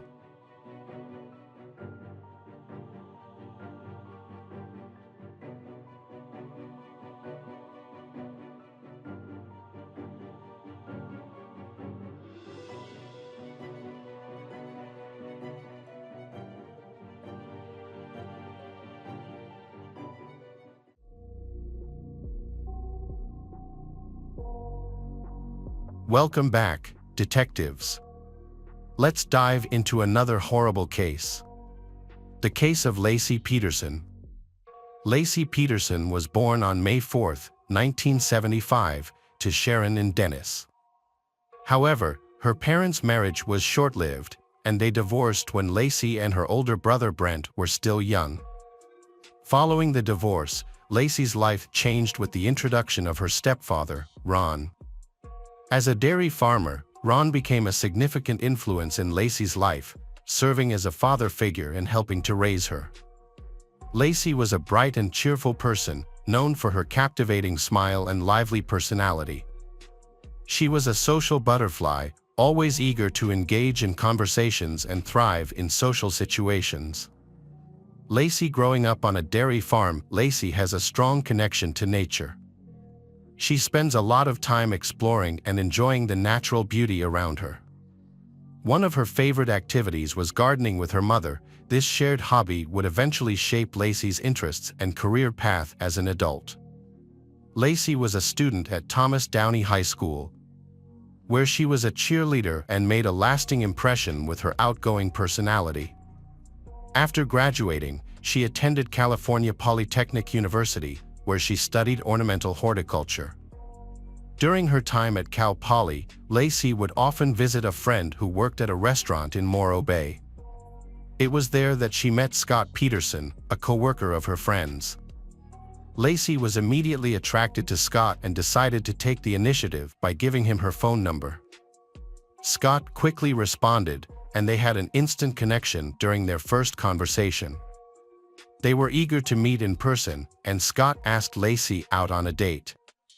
Their first date was a deep-sea fishing trip, but it didn't go as smoothly as they had hoped. Lacey became seasick during the outing, which put a damper on their initial encounter. Lacey and Scott's relationship continued to blossom despite a rocky start. As they grew closer, they decided to take a significant step and move in together. Before meeting Lacey, Scott had aspirations of becoming a professional golfer. But as their relationship deepened, his priorities shifted, and he chose to focus on a career in business instead. After Lacey graduated from Cal Poly in 1997, Scott graduated the following year. Their graduation marked the beginning of an exciting new chapter in their lives. They married on August 9, 1997, in a beautiful ceremony at a resort in San Luis Obispo County's Ayala Valley. Surrounded by friends and family, they exchanged vows and celebrated their love. Following their wedding, Lacey and Scott embarked on a new venture together, opening a sports bar called The Shack in San Luis Obispo, California. Although business was initially slow, they persevered, and over time, they began to attract a steady stream of customers. Weekends at The Shack were always packed. After many years of success, Lacey and Scott made the difficult decision to sell the bar in 2000. Although the bar was a good source of income, they felt it was time to move on and explore new opportunities. After weighing their options, they sold The Shack and moved to Lacey's hometown of Modesto, California. In October 2000, Lacey and Scott bought a 3-bedroom, 2-bath home in a desirable neighborhood. After the move, Lacey took a part-time job as a substitute teacher, while Scott worked for a European fertilizer company called Branch. Lacey and Scott's life was thriving, with Lacey excelling in domestic duties, making their home warm and inviting. In 2002, they received the wonderful news that they were going to have a baby, with the due date set for February 10, 2003. They was overjoyed to discover they were having a boy and had already chosen the name Connor. Their happiness was short-lived, however. On December 24, 2002, Scott departed for a fishing trip at the Berkeley Marina, leaving Lacey behind at 9:30 a.m. Scott noticed Lacey was missing after he finished showering. He had previously been fishing and had showered and washed his clothes as soon as he got home. When he couldn't find Lacey, he became worried and contacted her mother and stepfather, Sharon and Ron. However, neither of them had heard from her all day. As the hours passed and Lacey remained missing, Scott and Sharon decided to file a missing persons report with the police around 6 p.m. They stressed to the police the urgency of the situation, explaining that Lacey was 7 months pregnant with their unborn son, Connor. The police began questioning Scott about his activities on the day of Lacey's disappearance. According to Scott, he had gone fishing at the Berkeley Marina, which is about 90 miles from their home in Modesto. However, the police had suspicions of foul play in Lacey's disappearance from the very beginning of their investigation. During the initial search for Lacey, the police were not suspicious of her disappearance. Lacey's family publicly defended her husband Scott, as they had seemed perfect. However, as the investigation continued, police interest in Scott grew. Nearly a month after Lacey's disappearance, a shocking discovery was made about Scott. Investigators discovered that while married to Lacey, Scott had been cheating on Lacey, having a long-term affair with a woman named Amber Fry.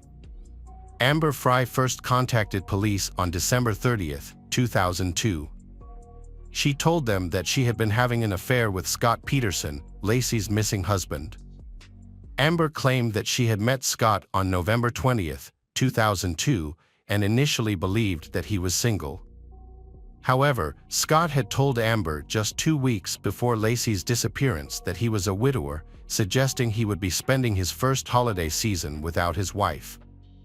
This revelation raised suspicions among the police, who wondered if Scott had already planned to murder his pregnant wife. To gather evidence, the police asked Amber to call Scott while being recorded, hoping to capture a potential confession. The police also informed Lacey's family about Scott's infidelity. After learning about Scott's infidelity, Lacey's family publicly withdrew their support for him. Meanwhile, a massive search effort was underway to find Lacey. The search was a collaborative effort between law enforcement, Lacey's loved ones, and hundreds of volunteers. Over 900 people participated in the search during the first 2 days alone. A police officer working on the case expressed skepticism that Lacey had left her home voluntarily on December 24, 2002. Lacey's disappearance shocked the media, capturing public attention with the story of a pregnant wife who went missing on Christmas Eve. Initially, a $5,000 reward was offered for information leading to her safe return, but as time passed with no leads, the reward was increased to $500,000 to raise awareness and gather information. Posters of Lacey were displayed prominently in Modesto, California, and a friend's husband created a website to help spread the word about her disappearance. On April 13, 2003, a couple walking their dog at Richmond's Point Isabel Regional Shoreline Park made a disturbing discovery in a marshy area of the San Francisco Bay. They found the decomposing body of a male infant. The next day, another person discovered the body of a pregnant woman on the shore of the east side of the bay, about a mile away from where the baby was found. DNA tests confirmed on April 18, 2003, that the bodies were those of Lacey Peterson and her unborn son, Connor. They were buried at Wood Cemetery. The autopsy revealed that the baby had 1.5 loops of nylon tape around his neck and a significant cut on his body. Lacey's autopsy showed that Lacey had 2 cracked ribs, her upper torso had been disemboweled, and her head and limbs were missing. The medical examiner determined that the baby died in the womb and was expelled from Lacey's body after her death. Agents from the FBI and the Modesto Police Department searched the home of Scott and Lacey Peterson, looking for evidence that might link them to Lacey's disappearance. During the search, they found the hair caught in Scott's pliers on his fishing boat. The FBI analyzed the hair and matched it to Lacey's DNA. In addition to the home search, the FBI also investigated Scott's truck and warehouse for any signs of evidence. They also examined Scott's boat, where they found a homemade anchor made with a 90-pound bag of concrete. Scott claimed he used the concrete to repair his driveway, but investigators believed he had actually made multiple anchors, using them to weigh down Lacey's body in the San Francisco Bay. The police identified the bodies found in the San Francisco Bay as Lacey and Connor. This led to Scott's arrest near a golf course. At the time of his arrest, Scott's appearance had changed significantly, as his dark brown hair was now blonde. A search of his vehicle revealed a large amount of cash, $115,000, as well as survival gear, camping equipment, and 4 cell phones. The police also found 2 driver's licenses, one belonging to Scott and the other linked to his brother. This evidence suggested that Scott was planning to escape the state. Scott's father provided an alternative explanation for the driver's license found in Scott's car. According to his father, Scott had borrowed his brother's license to get a discount at the golf course. The father also explained that Scott's car was packed with belongings because Scott was living out of his car to avoid the media attention surrounding his case. A year after his arrest, Scott's trial began in June 2004. During the opening arguments, the prosecution presented its case, claiming that Scott's affair with Amber was the motive for Lacey's murder. The prosecution highlighted Scott's suspicious behavior before and after Lacey's disappearance, including inconsistencies in his alibi. Initially, Scott told police he was fishing on the day Lacey went missing, but later told others he was golfing. The prosecution also pointed out that Scott asked police if they had used cadaver dogs to search a park where Lacey walked their dog, suggesting that Scott was aware of the potential crime scene and trying to cover his tracks. In response, Scott's defense team presented a strong argument. They acknowledged Scott's history of infidelity but argued that it did not necessarily make him guilty of murder. They claimed that Scott would not ruin his life for someone he had only dated a few times. The defense suggested that a possible explanation for Lacey's hair being found in Scott's boat was a previous visit to the marina with Lacey. Other witnesses, including a realtor and a salesman, testified that Scott was actively trying to sell their home and trade in Lacey's car, respectively, in the months following her disappearance.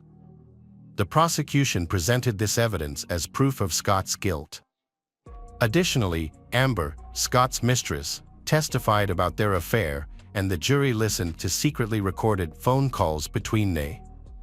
During Scott's trial, a hydrologist and a tidal expert testified that it was possible for Lacey's body to have been dumped in the area where Scott claimed to have been fishing on the day she disappeared. However, the defense argued that there was not enough credible evidence to link Scott directly to the crime. They proposed an alternative theory, that someone had kidnapped Lacey on Christmas Eve 2002, held her captive until she gave birth, and then disposed of both bodies in the San Francisco Bay. Scott's attorney emphasized that there was no direct evidence connecting Scott to the crime and suggested that other suspects could have been responsible. On November 12, 2004, the jury in California found Scott guilty of 2 counts of murder, first-degree murder for Lacey's death and second-degree murder for the death of their unborn son, Connor. Lacey's murder was classified as first-degree murder with special circumstances due to the involvement of the fetus. Scott's classification made him eligible for the death penalty. After his conviction, the trial's penalty phase began, focusing on determining his punishment. The jury considered his criminal history, aggravating factors, and mitigating factors before unanimously deciding on the death penalty. In August 2020, the California court upheld Scott's conviction but vacated his death sentence, with the judge ordering Scott to be resentenced to life in prison without the possibility of parole. As a result, Scott was transferred from San Quentin State Prison, where he had been on death row, to Mule Creek State Prison in Ione, California, on the judge's order. In response to Lacey's case, President George W. Bush signed the Unborn Victims of Violence Act into law on April 1, 2004. Lacey's mother and stepfather attended the signing ceremony, standing alongside President George W. Bush as the legislation took effect. This law, also known as Lacey and Connor's Law, aimed to provide legal protection for unborn children in cases where their mothers are victims of violence.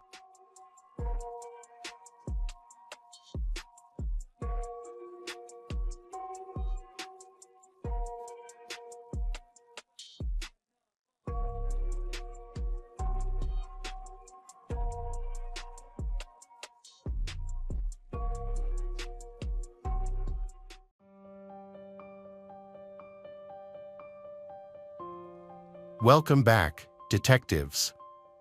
Let's dive into another horrible case. The case of Chris Watts. Shanann and Chris Watts. The two met in 2012 and were both from North Carolina, with Shanann from Aberdeen and Chris from Spring Lake. They got married on November 3, 2012. Chris's parents, Cindy and Ronnie Watts, did not attend the wedding due to their strained relationship with Shanann. Cindy later explained that she didn't get along with Shanann and felt she treated her son poorly. After a year of marriage, Shanann and Chris made a significant decision to buy a new home in Frederick, Colorado. This move marked a new beginning for the couple as they started their life together in their new home. Shanann's lifelong dream of becoming a mother finally came true on December 17, 2013, with the birth of her daughter, Bella. 2 years later, on July 17, 2015, she welcomed her second daughter, Celeste. Those who knew Shanann described her as a kind and compassionate person who radiated love and positivity. She always strived to create the best life for herself and her family. As a mother, Shanann loved her two daughters, Bella and Celeste, more than anything in the world. Shannon was devoted to providing her children with the care and support they needed to thrive. Bella, the older of the two sisters, was a compassionate and caring child who naturally took on a protector role with her younger sister Celeste. From a young age, Bella showed a strong desire to look out for Celeste's well-being. Celeste, on the other hand, was a lively and energetic child who brought joy and laughter to everyone around her. Shannon was active on social media, using it to share videos that showcased her personality in daily life. Her friends and family enjoyed these videos, which often featured her husband Chris and their daughters. In her posts, Shannon frequently expressed her deep love and gratitude for Chris. While Shannon's loved ones admire their happy marriage, they also noticed that Chris tends to be reserved and not easily approachable. However, because Shannon clearly loves him, they respect his presence in Shannon's life. In June 2015, Shannon and Chris Watts faced severe financial difficulties and decided to file for bankruptcy. The couple struggled with a large mortgage, car payments, loans, and medical bills, in addition to a substantial amount of credit card debt. At the time, Chris worked at Anadarko Petroleum, while Shannon was employed at a hospital call center. A year later, in 2016, Shannon began a new career as a consultant for a multi-level marketing company called Lavelle, where she sold a nutritional supplement called Thrive, which was delivered through a patch. Her colleagues say Shannon is passionate about her work, with one colleague describing her as having a charisma that makes everyone feel welcome and supported. Although Shannon was happy with her life with Chris and their two daughters, she had always dreamed of having a third child, a baby boy, to complete their family. Her wish was granted in spring 2018, when she discovered she was pregnant for the third time. Elated by the news, Shannon planned a surprise for Chris. She waited for him to return home on May 28. Chris walked into the room, not knowing the surprise that awaited him. When Shannon revealed that she was pregnant with a baby boy. After hearing the news, both Chris and Shannon were overwhelmed with joy. They decided to name their unborn child Nico. During the summer of 2018, while pregnant with Nico, Shannon visits her family in North Carolina. Chris stays behind in Colorado for work. While in North Carolina, Shannon takes her daughters to visit Chris's parents, Cindy and Ronnie. During the visit, Cindy offers Celeste a snack. Despite knowing that Celeste has a severe nut allergy, Cindy gives Celeste a snack containing peanuts. This incident upsets Shannon, who feels that Cindy has put Celeste's life in danger. Shannon was upset and sent a text message to Chris expressing her frustration. She told him he should call his dad and tell him how he felt about his mom putting their daughter's safety at risk that day. Shannon believed Chris's mom was trying to upset her by taking risks with their child's life. While Shannon was visiting family in North Carolina, she noticed a change in Chris's communication style. He stopped responding to her messages and calls, which left her confused. When she asked him about it, Chris said he was busier at work due to new employees and that everything was fine. Despite his reassurance, Chris's sudden lack of communication concerned Shannon. On July 31, Chris flew from Colorado to North Carolina to join Shannon and their daughters, Bella and Celeste, for the week. The girls were excited to see their dad, and as soon as Chris stepped off the plane, they ran to him, eager for hugs. Chris picked them up and held them tightly. Chris's behavior toward Shannon was clearly different. He didn't greet her with a kiss, just a nod of acknowledgement. Shannon felt hurt and couldn't understand why Chris would act this way. She opened up to a friend via text message, expressing her concern that Chris had changed. Shannon's texts were filled with sadness and confusion. She told her friend that Chris was ignoring her, and they were barely communicating, even when they were in the same room. Instead of talking face-to-face, they were exchanging messages on their phones. Shannon even sent a picture to her friend, showing her and Chris sitting on separate couches, facing away from each other. In her messages, Shannon revealed her suspicions that Chris might be having an affair. Shannon confided in her friend that Chris had told her he no longer believed they were compatible, which left her heartbroken. Desperate to save their family, she proposed that they seek couples counseling to work through their issues. She was willing to make concessions and put in the effort to repair their relationship. However, Chris refused to consider counseling. Shannon soon realized that Chris was not willing to meet her halfway or make any compromises. Despite her efforts to save their relationship, Shannon came to understand that Chris was not interested in finding common ground or working through their problems together. After returning to Colorado from a trip to North Carolina, Shannon, Chris, and their daughters settled back into their normal routine. However, Shannon's return was short-lived, as she soon left for a business trip to Arizona. While in Arizona, Shannon's friends noticed a change in her behavior. She seemed anxious and upset, rather than her usual happy self. One evening, Shannon opened up to her friends in their hotel room, sharing her concerns. She told them that Chris had expressed doubts about their relationship and refused to attend couples therapy. On August 11th, while Shannon was with her friends in Arizona, she received a notification about a restaurant charge on the credit card account she shared with Chris, which raised her suspicions. She couldn't shake off the feeling that Chris might be seeing someone else. Around 1:48 a.m., Shannon returned home from her business trip. Shannon's close friend Nicole Atkinson drove her home. Footage from their doorbell camera confirmed that Shannon had indeed entered her house on August 13th. However, as the day progressed, Shannon failed to send her usual good morning messages, alarming her friends. A missed OB/GYN appointment scheduled for 9:30 a.m. did little to quell their concerns. However, when Shannon missed another engagement, a 12:30 p.m. business meeting, Nicole's concerns escalated, realizing something was seriously wrong as Shannon was now uncharacteristically incommunicado for the entire day. Nicole had a nagging feeling that something was wrong and decided to drive to Shannon's house. As she approached the house, her anxiety spiked. Shannon's truck was parked in a garage, which was very unusual.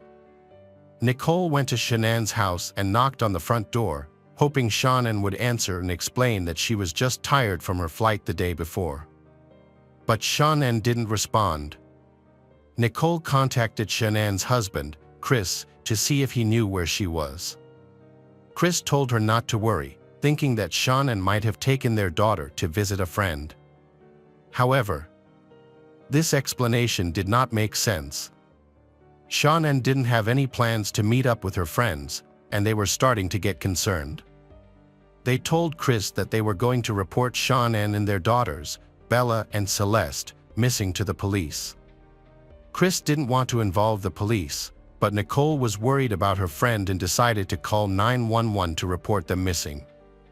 When the police arrived at Shannon and Chris's house, an officer from the Frederick Police Department spoke with Nicole.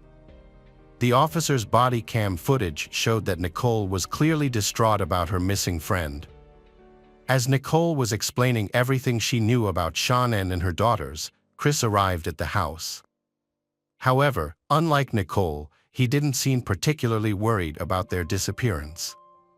During the search of the house, the officer found Shannon's purse, which was surprising since she and her daughters were missing.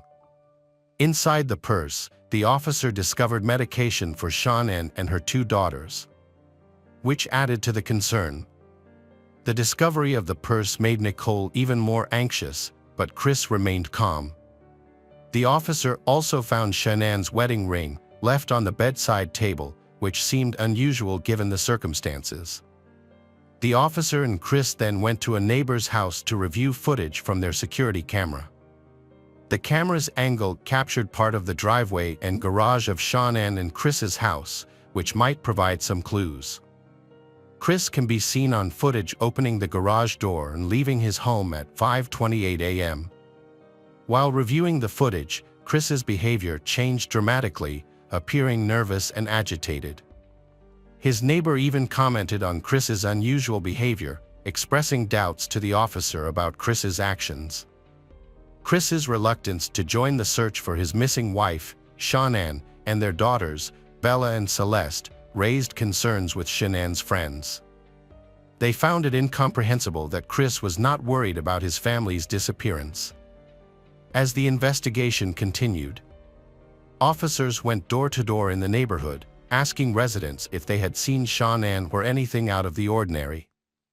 The search for Shanann, Bella, and Celeste intensified the next day, with the FBI and the Colorado Bureau of Investigation joining the effort. The Boulder Police Department also provided cadaver dogs to aid in the search, both on the property and inside the house. As officers searched the home, one handler observed that the house had a strong smell of cleaning solutions and appeared unusually clean. This sparked suspicion, prompting the officers to take a closer look. The presence of cleaning solutions suggested that someone may have attempted to conceal evidence or erase potential clues. Meanwhile, Chris gave an interview to a news station outside his home. He insisted that he and Shanann had not argued before she went missing, and expressed his wish for his family to return home safely. Chris expressed his longing to be reunited with his family, stating that his house felt incomplete without them. However, his behavior during the interview raised suspicions. Despite his emotional words, Chris appeared detached and unemotional, which puzzled those who knew him. Shanann's friends who watched the interview felt his behavior was inconsistent with his pleas for his family to return, and that only added to their concerns. On August 14th, Agent Coder interviewed Chris again. During the conversation, Chris suggested that Shanann may have taken the girls to a friend's house to relax. Meanwhile, the police department had received multiple reports of possible sightings of Shanann and her two daughters. Chris was shown various photographs, but he was unable to identify any of the individuals as his missing wife and daughters. Agent Coder also asked Chris about his marriage to Shanann. Chris claimed that he had never been unfaithful to Shanann and, to his knowledge, she had never cheated on him either. During an interview with Agent Coder, Chris exhibited suspicious behavior, frequently touching his neck with his hands. This caught Agent Coder's attention. The lack of updates from the authorities only intensified the family's desperation. After a 3-hour interrogation, Chris was released from the police department, but he was asked to return the following day, August 15th, for a polygraph test, to which he agreed. On August 15th, Chris picked up his father from the airport and then drove to the Frederick Police Department, where he was scheduled to take a polygraph test. The test was administered by Tammy Lee, a polygraph expert from the Colorado Bureau of Investigation. During the test, Chris denied any involvement in his wife Shanann's disappearance and claimed he had no knowledge of her whereabouts. However, his test results showed a score of -8, which was significantly lower than the -4 score needed to pass. This outcome led detectives to believe that Chris was responsible for the deaths of his wife and daughters. Tammy Lee, the polygraph expert, confronted Chris about his failed test results. Chris admitted to causing Shanann emotional pain, but denied physically harming her. He also confessed to having an affair with a coworker and expressed regret for his infidelity. However, he continued to deny any involvement in his family's disappearance. Later in the interview, Chris asked to speak to his father, Ronnie. The officers hesitated, worried that Ronnie's presence might cause Chris to ask for a lawyer. However, they let Ronnie into the interrogation room, hoping that Ronnie's presence might encourage Chris to confess. When Ronnie arrived, Chris told his father that he had killed Shanann, claiming that he did so because Shanann had harmed their daughters, Bella and Celeste. The detectives did not believe for a moment that Shanann had hurt her daughters. Chris eventually confessed to burying Shanann in a shallow grave at one of his work sites and disposing of the bodies of their daughters in oil tanks. Chris pleaded guilty to avoid the death penalty and was sentenced to life in prison without parole. At his sentencing hearing, the judge stated that Chris's crimes were the most inhumane and brutal he had ever seen.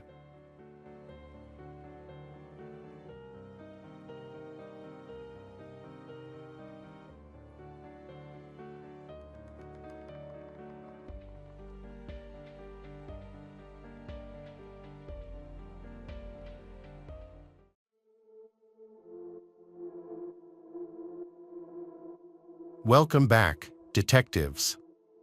Let's dive into another horrible case. The case of Mary Catherine Higdon.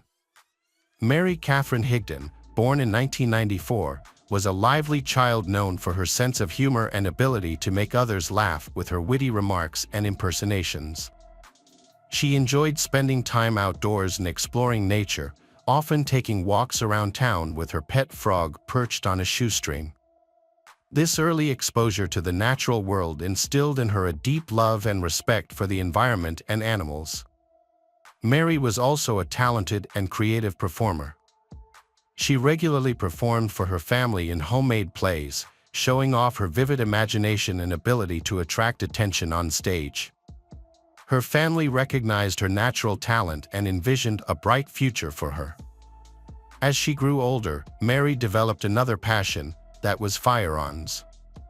Under proper guidance, she learned to handle guns responsibly, respecting their power and potential. Through dedication and practice, Mary became a skilled marksman during her high school years. Mary Catherine met the love of her life, Stephen Freeman, who was born on January 1, 1995, in Griffin, Georgia. He was raised in a close-knit family with his parents and brother.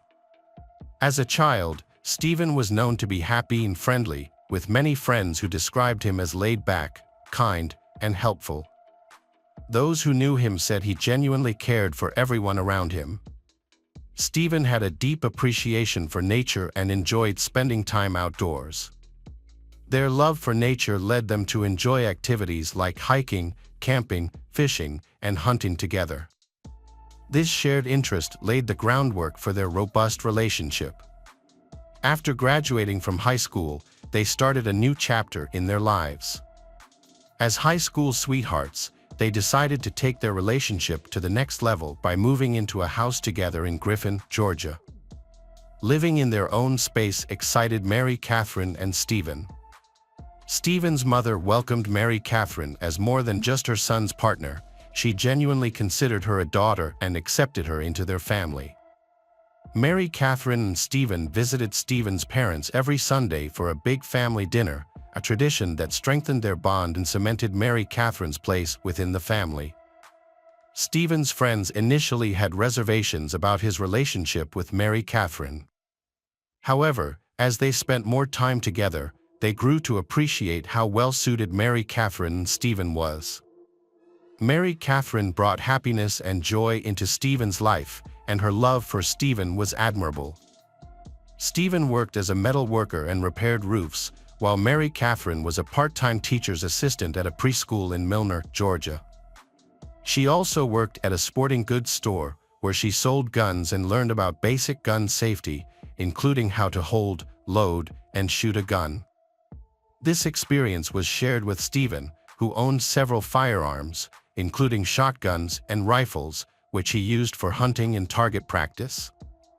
He also kept a Glock 42 at home for protection. By the summer of 2018, Mary Catherine and Stephen had been in a relationship for 5 years and were still living together in their apartment in Griffin, Georgia.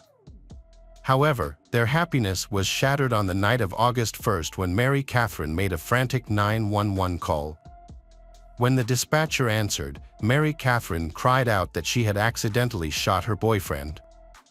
The police quickly arrived at the apartment and found Mary Catherine in a state of distress. Mary Catherine, hysterical and overcome with grief, cried and hyperventilated as she knelt beside Stephen's lifeless body, repeatedly screaming, "I cannot lose him."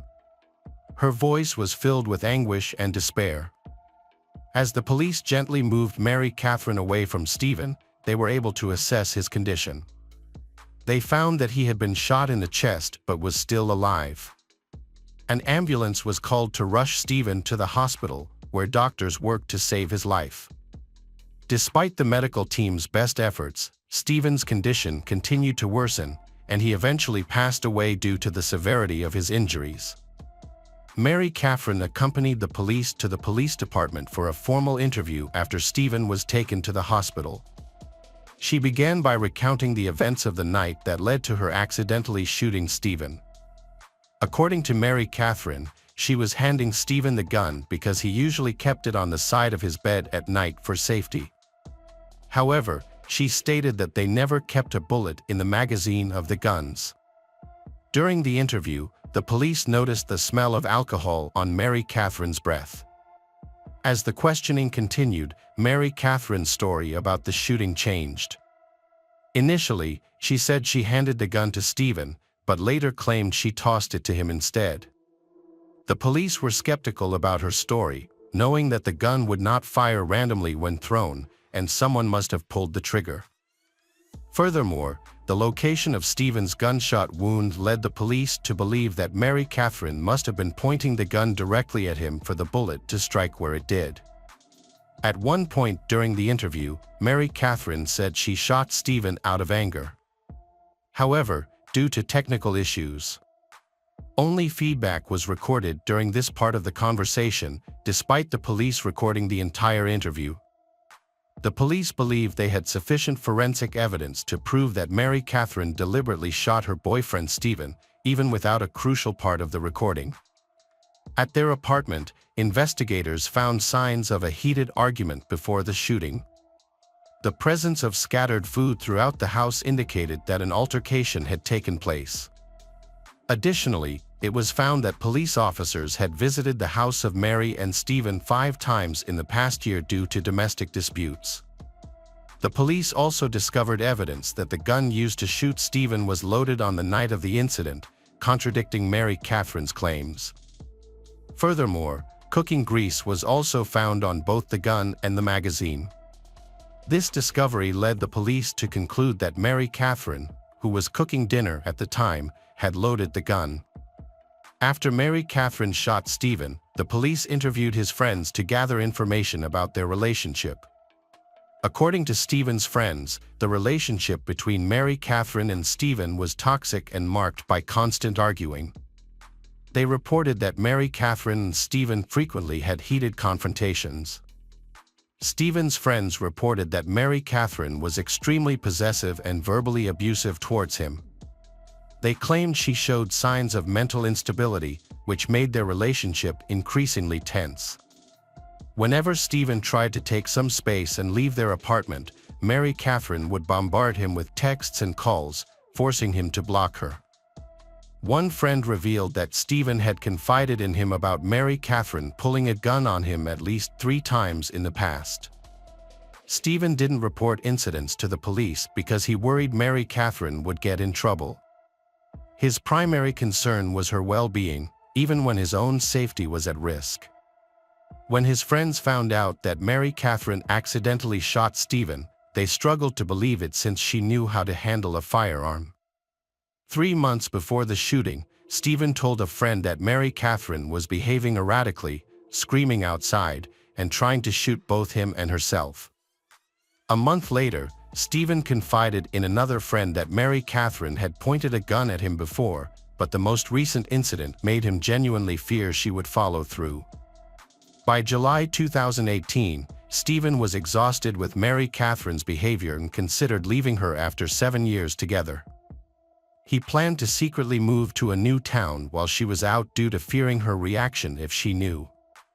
Police later discovered text messages from July 30, 2018, 2 days before Mary Catherine fatally shot Stephen. The first text message sent by Stephen to Mary Catherine on July 30 read, "Good morning, beautiful. Don't forget." Mary Catherine responded with, "Have a great day." Stephen then replied, "You too. Love you." However, the police found that the following night, July 31st, Stephen spent the evening at a friend's house and did not return Mary Catherine's texts or calls because they was fighting. On the night of the shooting, August 1st, Mary Catherine was at home preparing dinner, but Stephen was not there. She reached out to Stephen's mother. She informed her that Stephen was with his friend. Angry at Stephen, Mary Catherine started driving to his friend's house. As she drove, she spotted Stephen sitting in the passenger seat of his friend's truck. Mary Catherine pulled alongside Stephen's friend and started yelling at Stephen. Stephen tried to calm Mary Catherine down, assuring her that he was on his way home. Mary Catherine allegedly pointed a gun at Stephen multiple times, according to his friends. However, Mary strongly denied these claims, stating she never pulled a gun on him. On another hand, Mary Catherine did admit to threatening to take her own life with a gun on several occasions. Stephen's mother believed that he stayed with Mary Catherine due to her repeated threats of self-harm, which made Stephen fear for Mary's life if he left. On the night of the incident, Mary Catherine claimed that Stephen became violent, throwing the dinner she prepared in her face. She stated that she picked up the gun for self-defense, trying to scare Stephen away and make him leave the apartment. According to her, Stephen lunged at her, causing her to back away, and the next thing she knew, he was bleeding from the chest. At the time of Stephen's shooting, Mary Catherine did not tell the police about Stephen's history of violence towards her because she was embarrassed. According to Mary Catherine, Stephen had been violent and controlling in the past, even kicking her out of bed with enough force to make her hit her head on the door frame. However, Stephen's friends had a different perspective on the relationship. They claimed to have witnessed Mary Catherine hitting Stephen, including one instance where she slapped him hard in the face. On the other hand, Mary Catherine's sister had a different view of their relationship. She reported seeing bruises on Mary Catherine's arm 2 weeks before Stephen was shot. When she asked Mary Catherine about the bruises, Mary Catherine said that Stephen had grabbed her. After investigating Stephen's death, the police concluded that it was a murder. As a result, Mary Catherine was charged with murder, aggravated assault, and possession of a firearm during the commission of a felony. The state offered Mary Catherine a plea deal and receive a life sentence with the possibility of parole. However, she rejected the offer and chose to went to trial, pleading not guilty and arguing that she shot Stephen in self-defense. The trial began on June 17, 2019, nearly a year after Stephen's death. Mary Catherine's attorneys claimed that she acted in self-defense, citing her genuine fear of Stephen due to his violent and abusive history. They presented evidence of Stephen's controlling, manipulative, and violent behavior to support their case. During the trial, Mary Catherine testified in her own defense, sharing emotional accounts of the constant abuse she suffered at the hands of Stephen. She described a pervasive pattern of physical, mental, emotional, verbal, and sexual abuse, stating that Stephen would frequently hit her, humiliate her, and subject her. Mary Catherine reported that Stephen subjected her to various forms of abuse. She shared instances where he physically and verbally abused her. The abuse had a profound impact on her physical and emotional well-being, leaving her feeling trapped and fearful for her life. During the trial, Mary Catherine's defense presented a text message from Stephen, stating that she would be punished when he returned home. When questioned about the meaning of this message, Mary Catherine explained that Stephen would physically abuse her and demand that she be a better girlfriend. The defense also presented another text message, in which Stephen warned Mary Catherine not to hit him, threatening to retaliate with twice the force. In her testimony, Mary Catherine described a red room where Stephen and Mary Catherine engaged in aggressive and sometimes violent intimacy, likening it to a concept from the popular book series 50 Shades of Grey. Mary's defense attorneys presented a text message from Stephen, which stated, "I miss you too much, I'm coming home, and you're about to get it bad, you're going to the red room." Mary Catherine also testified that Stephen sexually assaulted her on 2 occasions, one of which occurred after they returned from a vacation to Walt Disney World. Mary Catherine reported that their intercourse had become increasingly aggressive, and she expressed her discomfort to Stephen, asking him to stop. However, instead of heeding her pleas, Stephen allegedly intensified his efforts. He claimed that she had received various gifts at Disney World and now owed him what was rightfully his. According to Mary Catherine, Stephen told her that she had to give him what he wanted and what he deserved. The defense presented additional evidence in the form of text messages from Stephen to support Mary Catherine's claims of abuse. These messages were vulgar, threatening, and demonstrated a pattern of verbal assaults directed towards Mary Catherine. The defense had over 60 pages of text messages from Stephen that showcased his abusive behavior. One particular image sent while Stephen was out with a group of friends was particularly disturbing. In the image, Stephen was holding a large dead fish aloft with the caption, "This is you." Another message from Stephen to Mary Catherine, after she cheated on him, read that he would wreck her for her wrecking him. The defense also alleged that Stephen struggled with addiction to drugs and alcohol, which led to violent outbursts. During the conversation about the night Mary Catherine shot Stephen, she claimed that she ended their relationship, not Stephen. According to Mary Catherine, Stephen did not take the breakup and acted like he was going to attack her. Fearing for her safety, she grabbed a gun in self-defense. Mary Catherine stated that the last words she exchanged with Stephen before shooting him were, "Get out of my house." However, Stephen's friends and family disagreed with Mary Catherine's portrayal of him as violent, abusive, and dangerous. They described him as laid-back, friendly, and caring. His mother stated she was unaware of Stephen sending Mary Catherine disturbing text messages or threatening violence. While she did not condone such behavior, she believed Stephen only acted out of anger. During cross-examination, the state questioned Mary Catherine about never reporting the alleged abuse by Stephen. The state also pointed out that hours before the shooting, Mary Catherine had been searching for violent and sexually explicit images online while babysitting. Mary Catherine claimed she was looking at those sites to get ideas to make Stephen happy and convince him to stay with her. The state noted that Mary Catherine had altered her story about the night of the shooting at least 10 times since her initial interview a year prior to the trial. A crucial piece of evidence presented in court to support the prosecution's theory that Mary Catherine intentionally shot Stephen was a text message he sent her.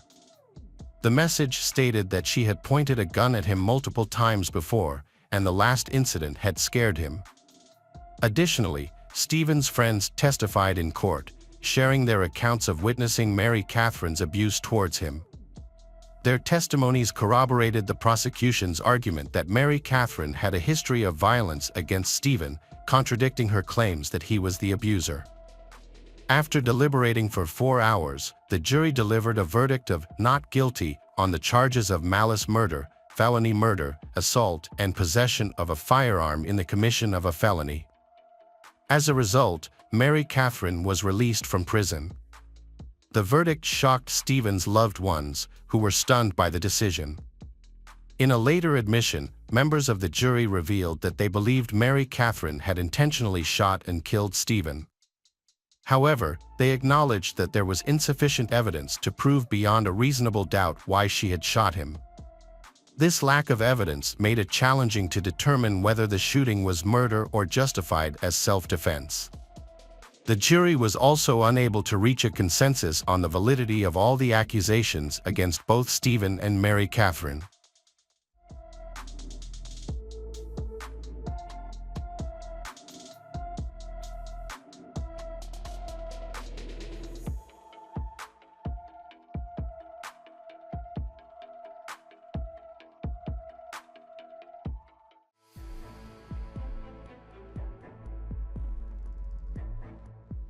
Welcome back, detectives. Let's dive into another horrible case. The case of Sherry Miller.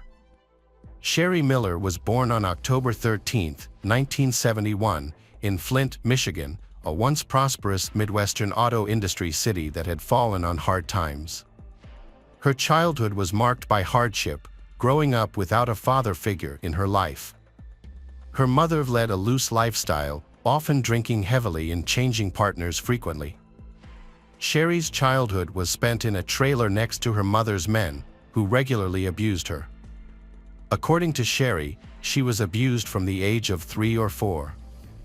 By the age of 16, she had left to fend for herself. At 17, she married, became pregnant, and had a child. However, her marriage eventually ended. Sherry remarried and divorced again. Her second husband, Tribby, had a history of violence and was convicted of second-degree child abuse for assaulting his own child, resulting in multiple skull fractures. Although Tribby was tried for abusing her 6-year-old daughter, he was acquitted due to insufficient evidence. By the age of 26, Sherry was a single mother of 3 children, each from a different father.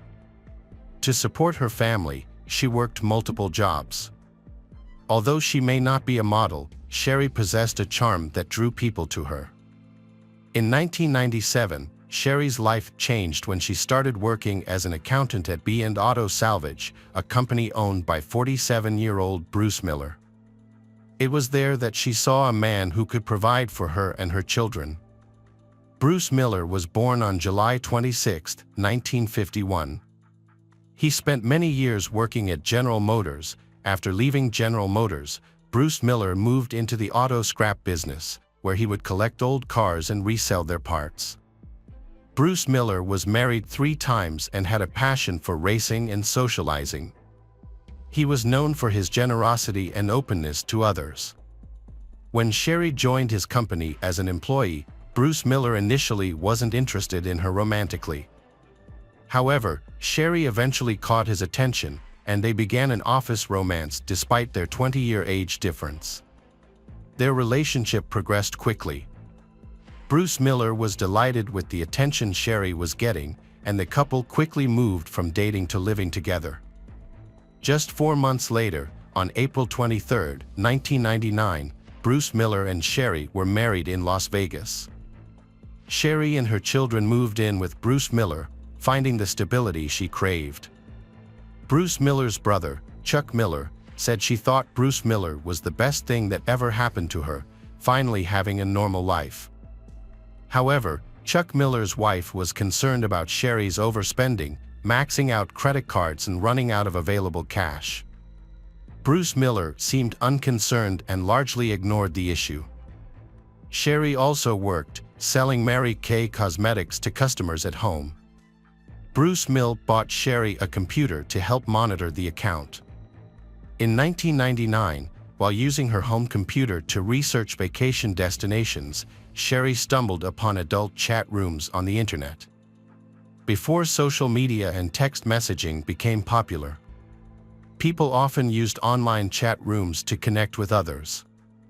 Some of these chat rooms had adult content and allowed users to anonymously flirt and engage in virtual relationships.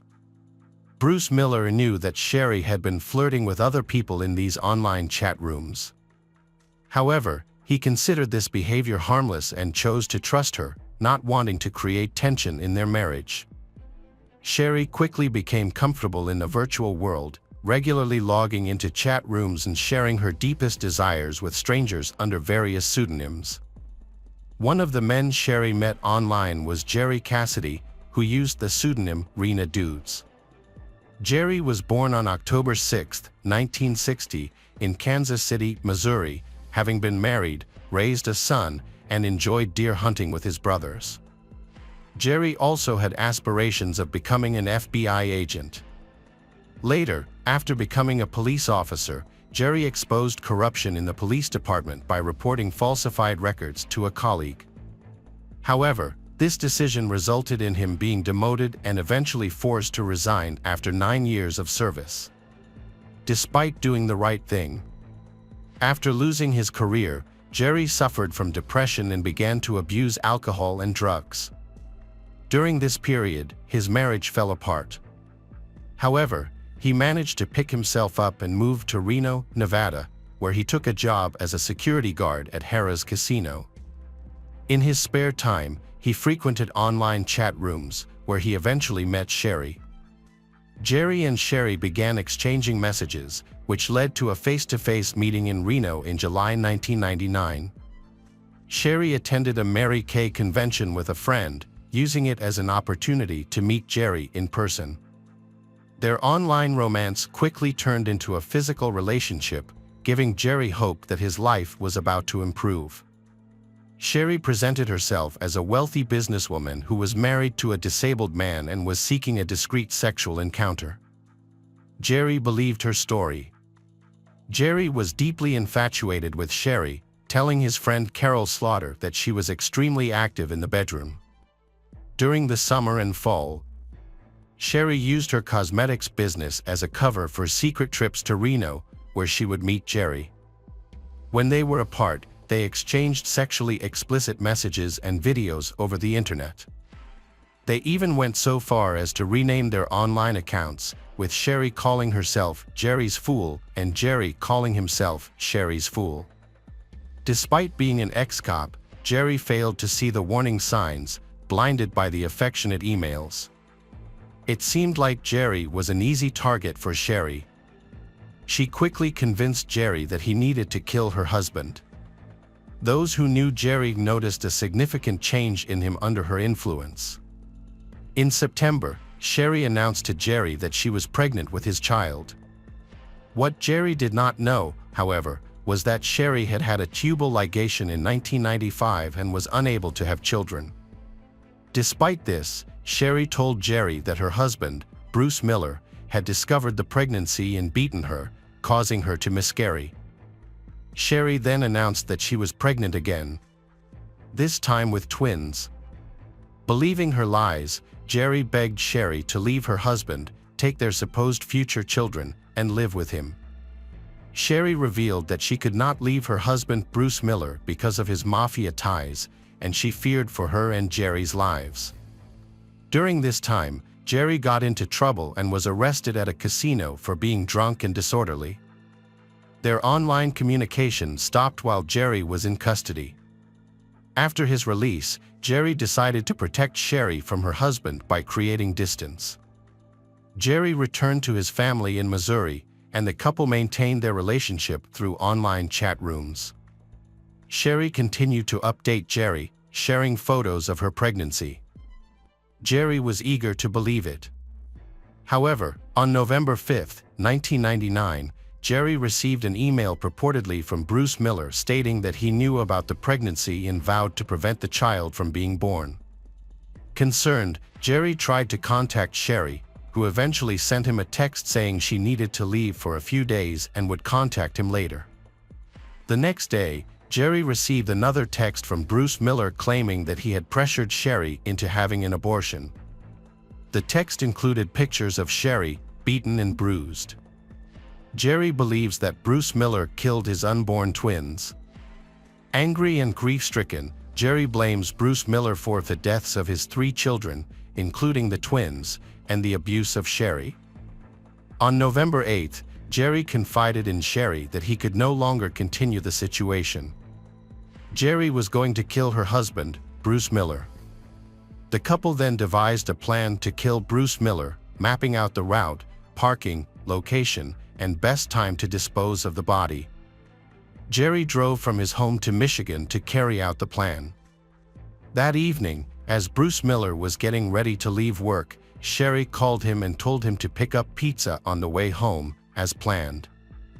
Jerry was waiting, and when Bruce Miller showed up, Jerry shot Bruce Miller with a 20-gauge shotgun. After the murder, Jerry returned home, and Sherry began the next part of her plan. She called Bruce Miller's brother, Chuck Miller, expressing concern about her husband being gone for so long and asked him to check on Bruce Miller at the junkyard.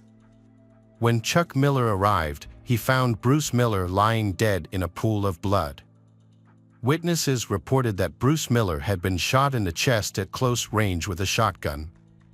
When his wife Sherry heard the news, she began screaming and crying. Police found no evidence of a suspect. They discovered that Bruce Miller often carried large amounts of cash and initially suspected his death was the result of a robbery because his wallet was missing. None of the leads came up and the case was soon closed. Meanwhile, according to Bruce Miller's sister, Judy Miller, Sherry's behavior was not that of a grieving wife. 2 days after Bruce Miller's death, Sherry was spotted dancing at a bar in Otisville, Michigan. Within 2 weeks, she had found a new partner, Jeff Foster, a local delivery boy, and her relationship with Jerry was over. However, Jerry had hope. After killing Bruce Miller, he and Sherry would be together. But Sherry began to distance herself from Jerry. A month after the murder, she brought her new boyfriend, Jeff Foster, into her home and broke things off with Jerry, leaving him heartbroken. At this point, Jerry probably realized he had unjustly taken a life and was haunted by guilt. Jerry began to investigate, and he discovered that Sherry had lied and fabricated the whole thing. 3 months later, on February 11, 2000, Jerry committed suicide in his apartment in Odessa, Missouri, with a .22 caliber rifle. His body was found sitting with an open Bible on his lap. Jerry had condemned himself, accepted his guilt, and executed himself. Jerry's mother revealed in an interview that while cleaning the apartment, she accidentally found a briefcase hidden under the bed. Outside the briefcase was an envelope, and inside, they found 3 suicide notes.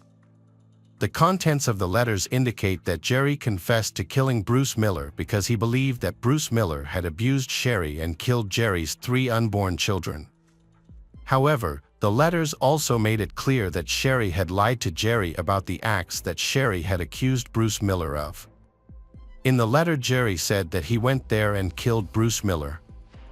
At the time, he was stupid and didn't realize the consequences of his actions. Now the truth about his depression is finally coming to light. He couldn't share his secret with anyone, and it consumed him. The truth is that Sherry wanted her husband dead so she could get the money. She got what she wanted, but she will soon learn that her actions will have consequences. He now understood that Sherry's actions were all a ruse. She had no qualms about hurting people.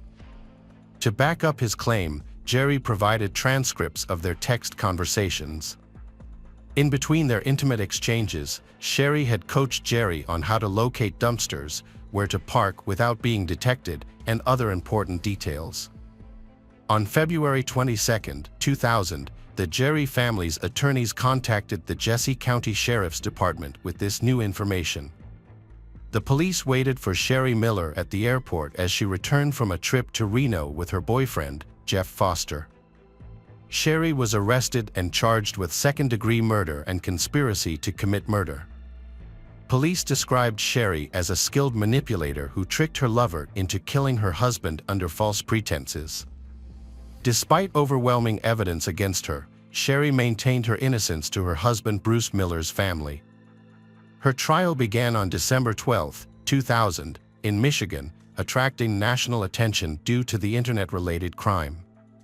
The prosecution presented thousands of text messages between Sherry and Jerry, exposing her deception. According to the prosecution, Sherry's motive for wanting her husband Bruce Miller dead was financial gain. However, the defense argued that Sherry only received a minimal amount of money after Bruce Miller died. The defense argued that Jerry, acting as a jilted lover, fabricated evidence against Sherry. Sherry maintained that the nature of their online communications was purely imaginative and not based on fact. Furthermore, she admitted to lying about her pregnancy, saying her intention was to help relieve Jerry's depression. She also admitted to falsely claiming abuse in order to convince Jerry to stop contacting her. Sherry adamantly denied writing the messages describing the crimes, instead claiming that Jerry, a former homicide detective, created them using his expertise. However, evidence of these messages was discovered on Sherry's computer. Sherry Miller was found guilty on December 22 and received a life sentence for the murder charge, as well as a 54 to 81-year sentence for conspiracy. In 2007, while incarcerated, Sherry was diagnosed with post-traumatic stress disorder and other mental health conditions. She began treatment, filed an appeal, and even got married for the 4th time. Michael DeNoia was drawn to Sherry's story after seeing it on the news. Michael contacted her and they began corresponding. In 2008, Michael visited Sherry in prison and proposed to her. Although reports claim they were married in April 2008, there is no concrete evidence to support this. Sherry's fortunes changed when she won an appeal in 2008, resulting in her release from prison in 2009. A federal judge overturned her conviction, ruling that Jerry's suicide letter was inadmissible as evidence because it couldn't be scrutinized through cross-examination. The judge ordered a new trial and set bail, allowing Sherry to be released. In 2012, Sherry was sent back to prison to resume serving her original sentence after the court re-evaluated the admissibility of Jerry's suicide letter. Having spent 3 years outside, Sherry continued to maintain her innocence. In 2016, Sherry sent a 4-page typewritten letter to a district judge, abruptly confessing to her role in Bruce Miller's death. The sudden admission stunned everyone, as it was thought that Sherry would never voluntarily take responsibility. In the letter, Sherry wrote, "A pivotal moment came when she was forced to return to prison after 3 years of freedom. She had been living with her daughter and granddaughter, and she begged her daughter not to come with her when she was sent back to prison. However, her daughter refused to listen. As she walked through the prison doors, she turned around and saw her daughter crying, screaming, 'No, Mom, no, don't go.' It was then that she realized the devastation her crime had caused Bruce Miller and Bruce Miller's loved ones, including Jerry and his family." In a public interview in 2022 on a popular television channel, Sherry made some shocking confessions. She said that Bruce Miller had no connections to the mafia and had never abused her. Instead, she admitted that she used makeup to fake bruises and created fake ultrasound scans to trick Jerry. According to her, her motive was not financial gain. She claimed that she was afraid that Bruce Miller would discover her true nature. Sherry stated that sharing her story publicly helped her find some inner peace. However, she still struggles with guilt and shame, admitting it's difficult to look at herself in the mirror knowing what she did. After waiting for an opportunity to reveal the truth and find some sense of peace, Sherry remains imprisoned at the Huron Valley Women's Complex in Michigan. Sherry Miller has been sentenced to life in prison without the possibility of parole.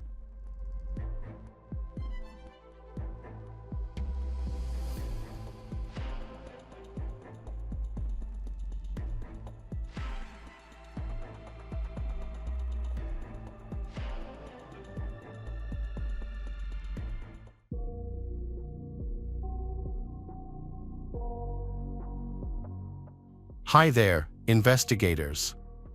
It's time to uncover the truth behind another case. The case of Mike Williams. Jerry Michael Williams was born on October 16, 1969, in Bradfordville, just north of Tallahassee. His parents worked as a bus driver and a kindergarten teacher. To those close to him, he was known as Mike.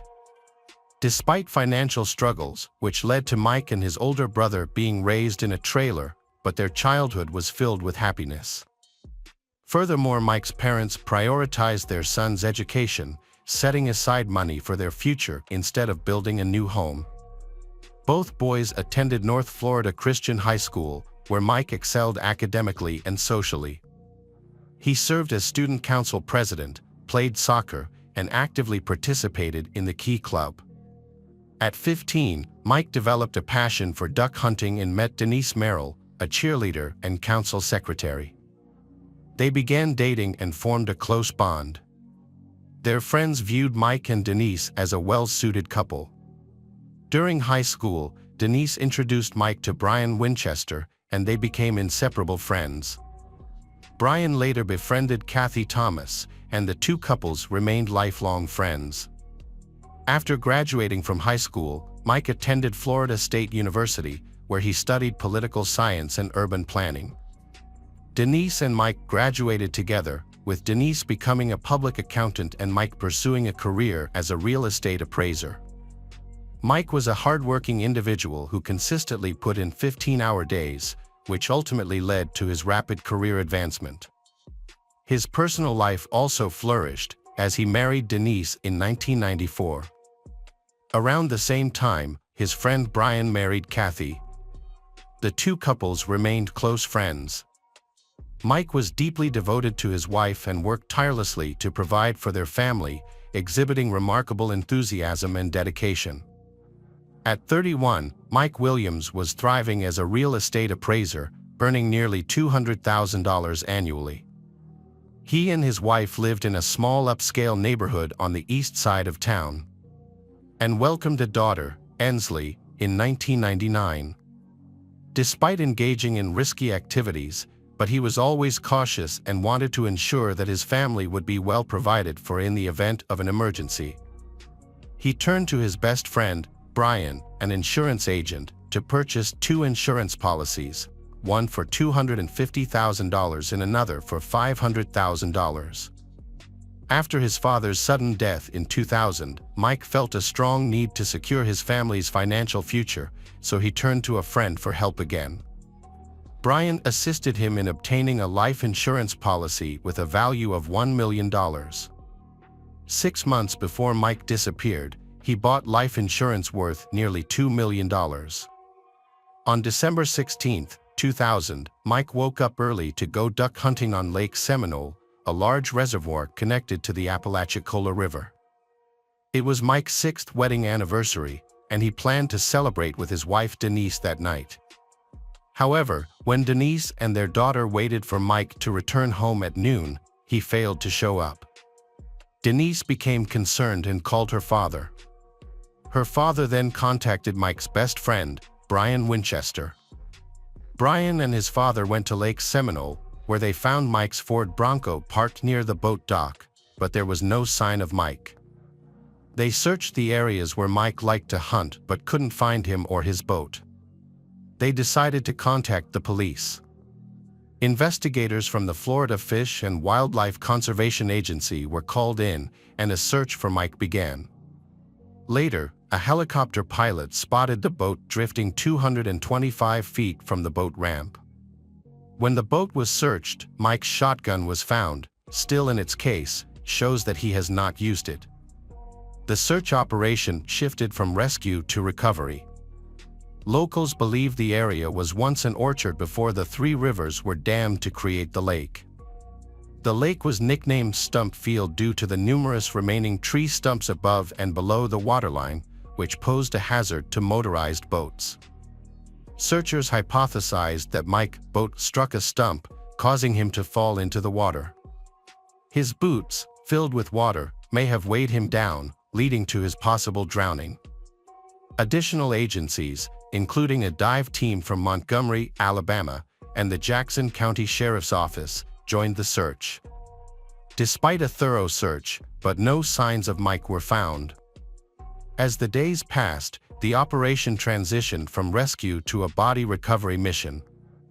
Search teams used probe poles to scour the lake's bottom, and service dogs were brought in to assist. 10 days after, a hunting hat with a camouflage pattern was found, but there was no evidence connecting it to Mike. Officials from the Florida Fish and Wildlife Conservation Agency speculated that Mike might have been consumed by alligators, which were abundant in the lake. The Florida Department of Law Enforcement found no evidence of foul play, reinforcing the theory that the incident was accidental. After a 5-week search, the effort to find Mike was halted. The following day, Denise organized a memorial service for her husband. Although Denise seemed to have accepted Mike's departure, his mother still found it difficult to accept. 6 months later, in June 2001, a fisherman discovered a pair of boots floating in the lake. A dive team searched the area and found a hunting jacket and a working flashlight on the lake floor. Inside the jacket pocket was Mike's hunting license, complete with his name and signature. The discovery raised several questions. Notably, neither the jacket nor the boots showed signs of an alligator attack, such as teeth marks. Additionally, none of the items appeared to have been in the water for 6 months, as the boots were not slimy. A week after the discovery, Denise's lawyer petitioned the court to declare Mike dead, citing the found items as evidence. The lawyers suggested that aquatic life, including alligators, might have consumed Mike's body entirely. The court approved this, and a death certificate was issued, stating that Mike died on December 16, 2000, due to accidental drowning while duck hunting on Lake Seminole. Mike's body was never recovered. Mike's mother, Cheryl Williams, continues to search for her son, although this causes tension in her relationship with Denise. Denise demanded Cheryl stop searching and accept reality, threatening that if she continued, she would never see her granddaughter again. Cheryl refused to give up. She was determined to find Mike. Her perseverance ultimately led to the reopening of the investigation into Mike's disappearance. It took Cheryl 3 years of tireless efforts, including making phone calls, putting up signs, writing to the governor of Florida, compiling evidence, and contacting reporters, to convince law enforcement officials to open an investigation into Mike's disappearance. Cheryl later revealed that her contacted Matthew Oresco, an expert on alligators. Oresco explained that alligators do not eat during the cold winter months due to low water temperatures, and their main priority is maintaining body heat.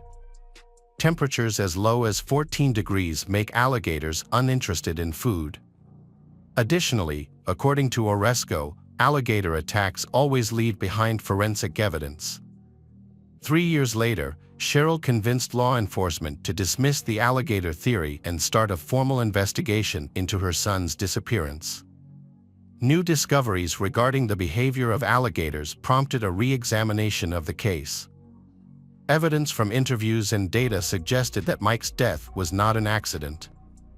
Former investigator Ronnie Austin stated, "My instinct tells me Mike did not die in Lake Seol, and that's what most law enforcement agencies working on this case agree on." Austin worked on Mike's case at the 2nd District State's Attorney's Office. The Florida Fish and Wildlife Conservation Agency initially handled the case as a missing hunter incident. They dedicated 735 hours to searching a 10-acre area of the lake for Mike's body, but surprisingly they did not find any signs of crime. Years later, those involved in the search, including police officer David Arnett, who was present at the scene, expressed that several things seemed unusual from the start. Firstly, it was unusual for Mike to hunt alone. Additionally, his truck was found in an undeveloped area, which would have required him to drag the boat through mud, rather than using the nearby concrete boat launch that he typically used. The severe storm that night should have pushed the boat towards the east shore, but it was instead found on the west shore. Additionally, the boat's motor was not running, yet it was still full of gasoline.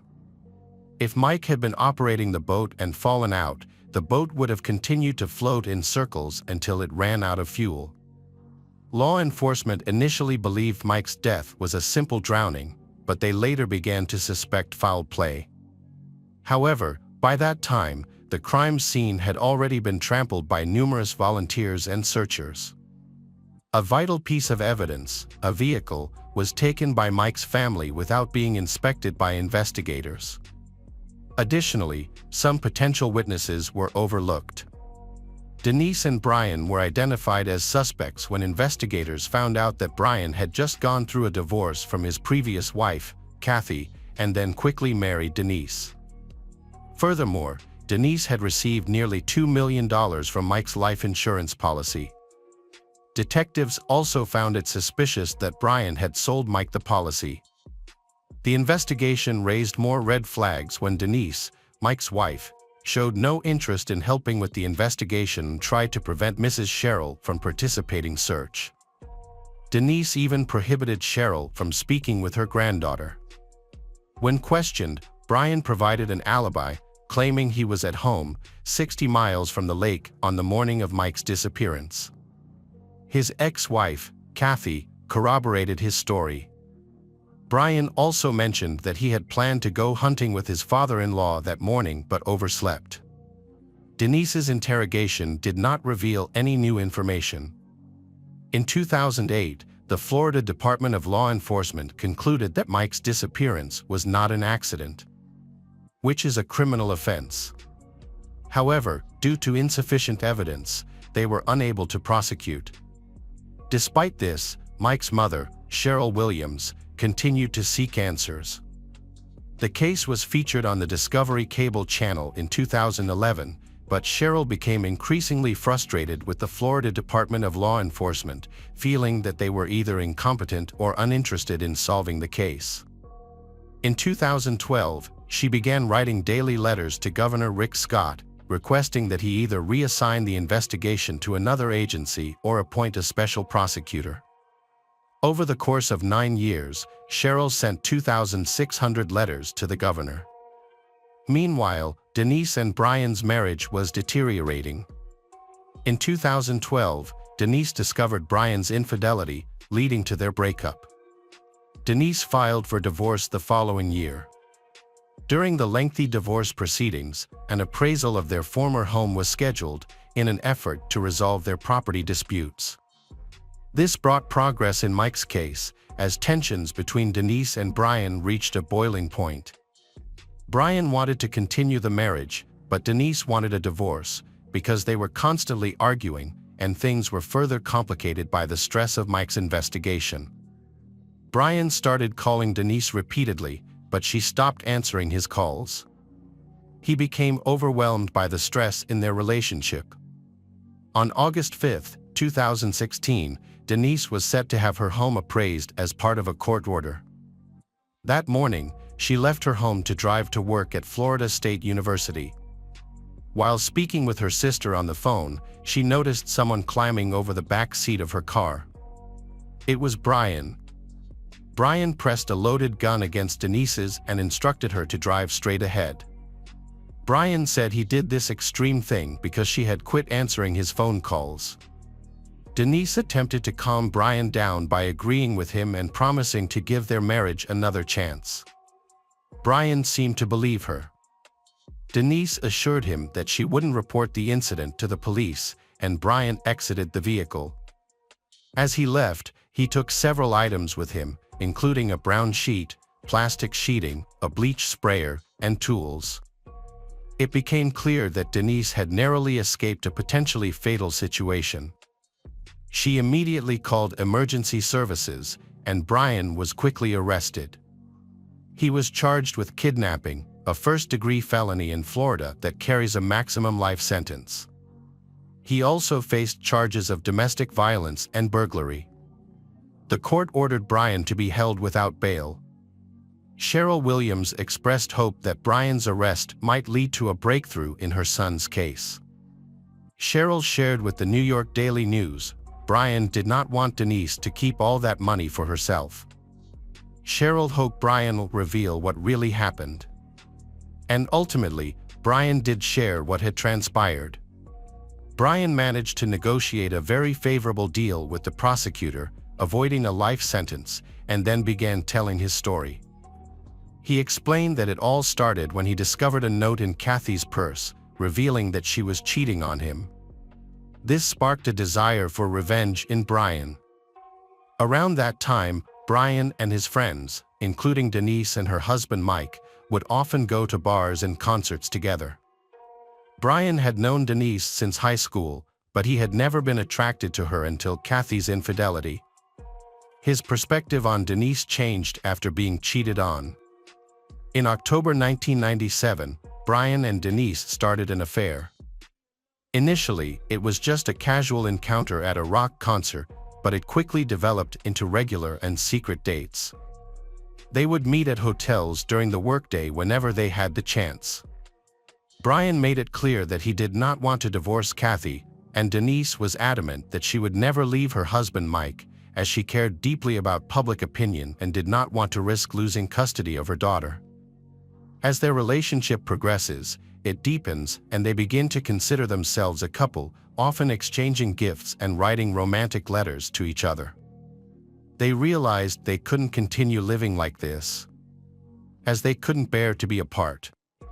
However, Denise did not think about getting a divorce because she wanted people to think she was a good and moral person.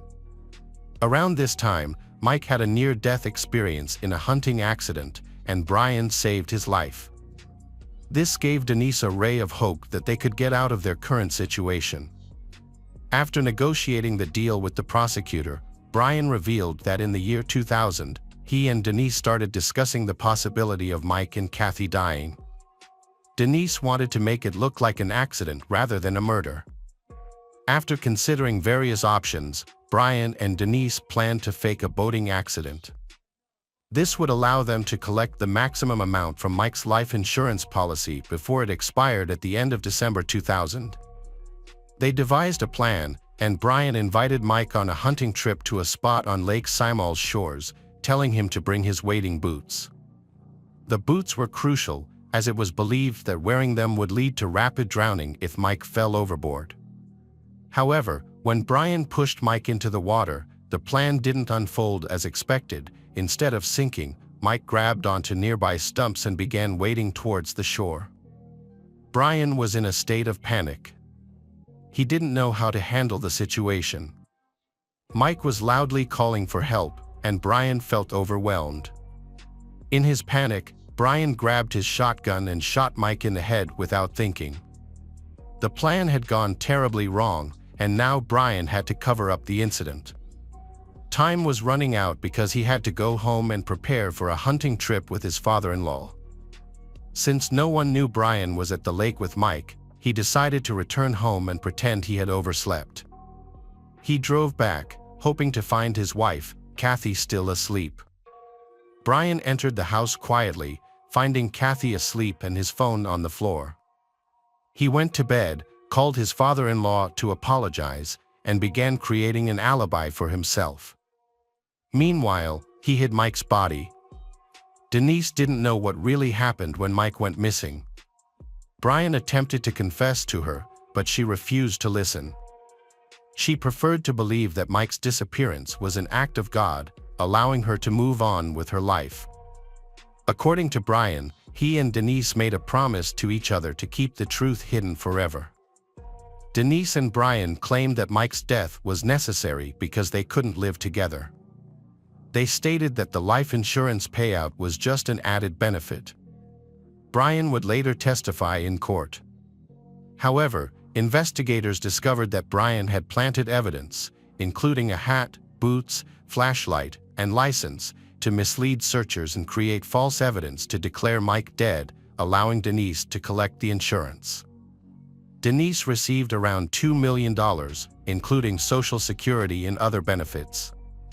On May 8, 2018, Denise was charged with first-degree murder, conspiracy, and accessory to a felony, carrying a life sentence. She pleaded not guilty to all charges. In February 2019, Denise was sentenced to life in prison. 5 months later, her daughter Ansley received Mike's assets and insurance payout. Denise appealed the conviction and life sentence in January 2020. Her attorney arguing before the Florida First District Court of Appeal that there was no evidence of her direct involvement in the murder. In November 2020, Denise's murder conviction was overturned. However, her 30-year sentence for conspiracy to commit murder was upheld, and she is currently serving her sentence at the Florida Women's Reception Center. Denise is expected to be released when she is 78 years old. Brian was transferred to the Madison Correctional Institute in Florida to serve the remainder of his sentence. He is scheduled to be released on July 30, 2036, when he will be 67 years old.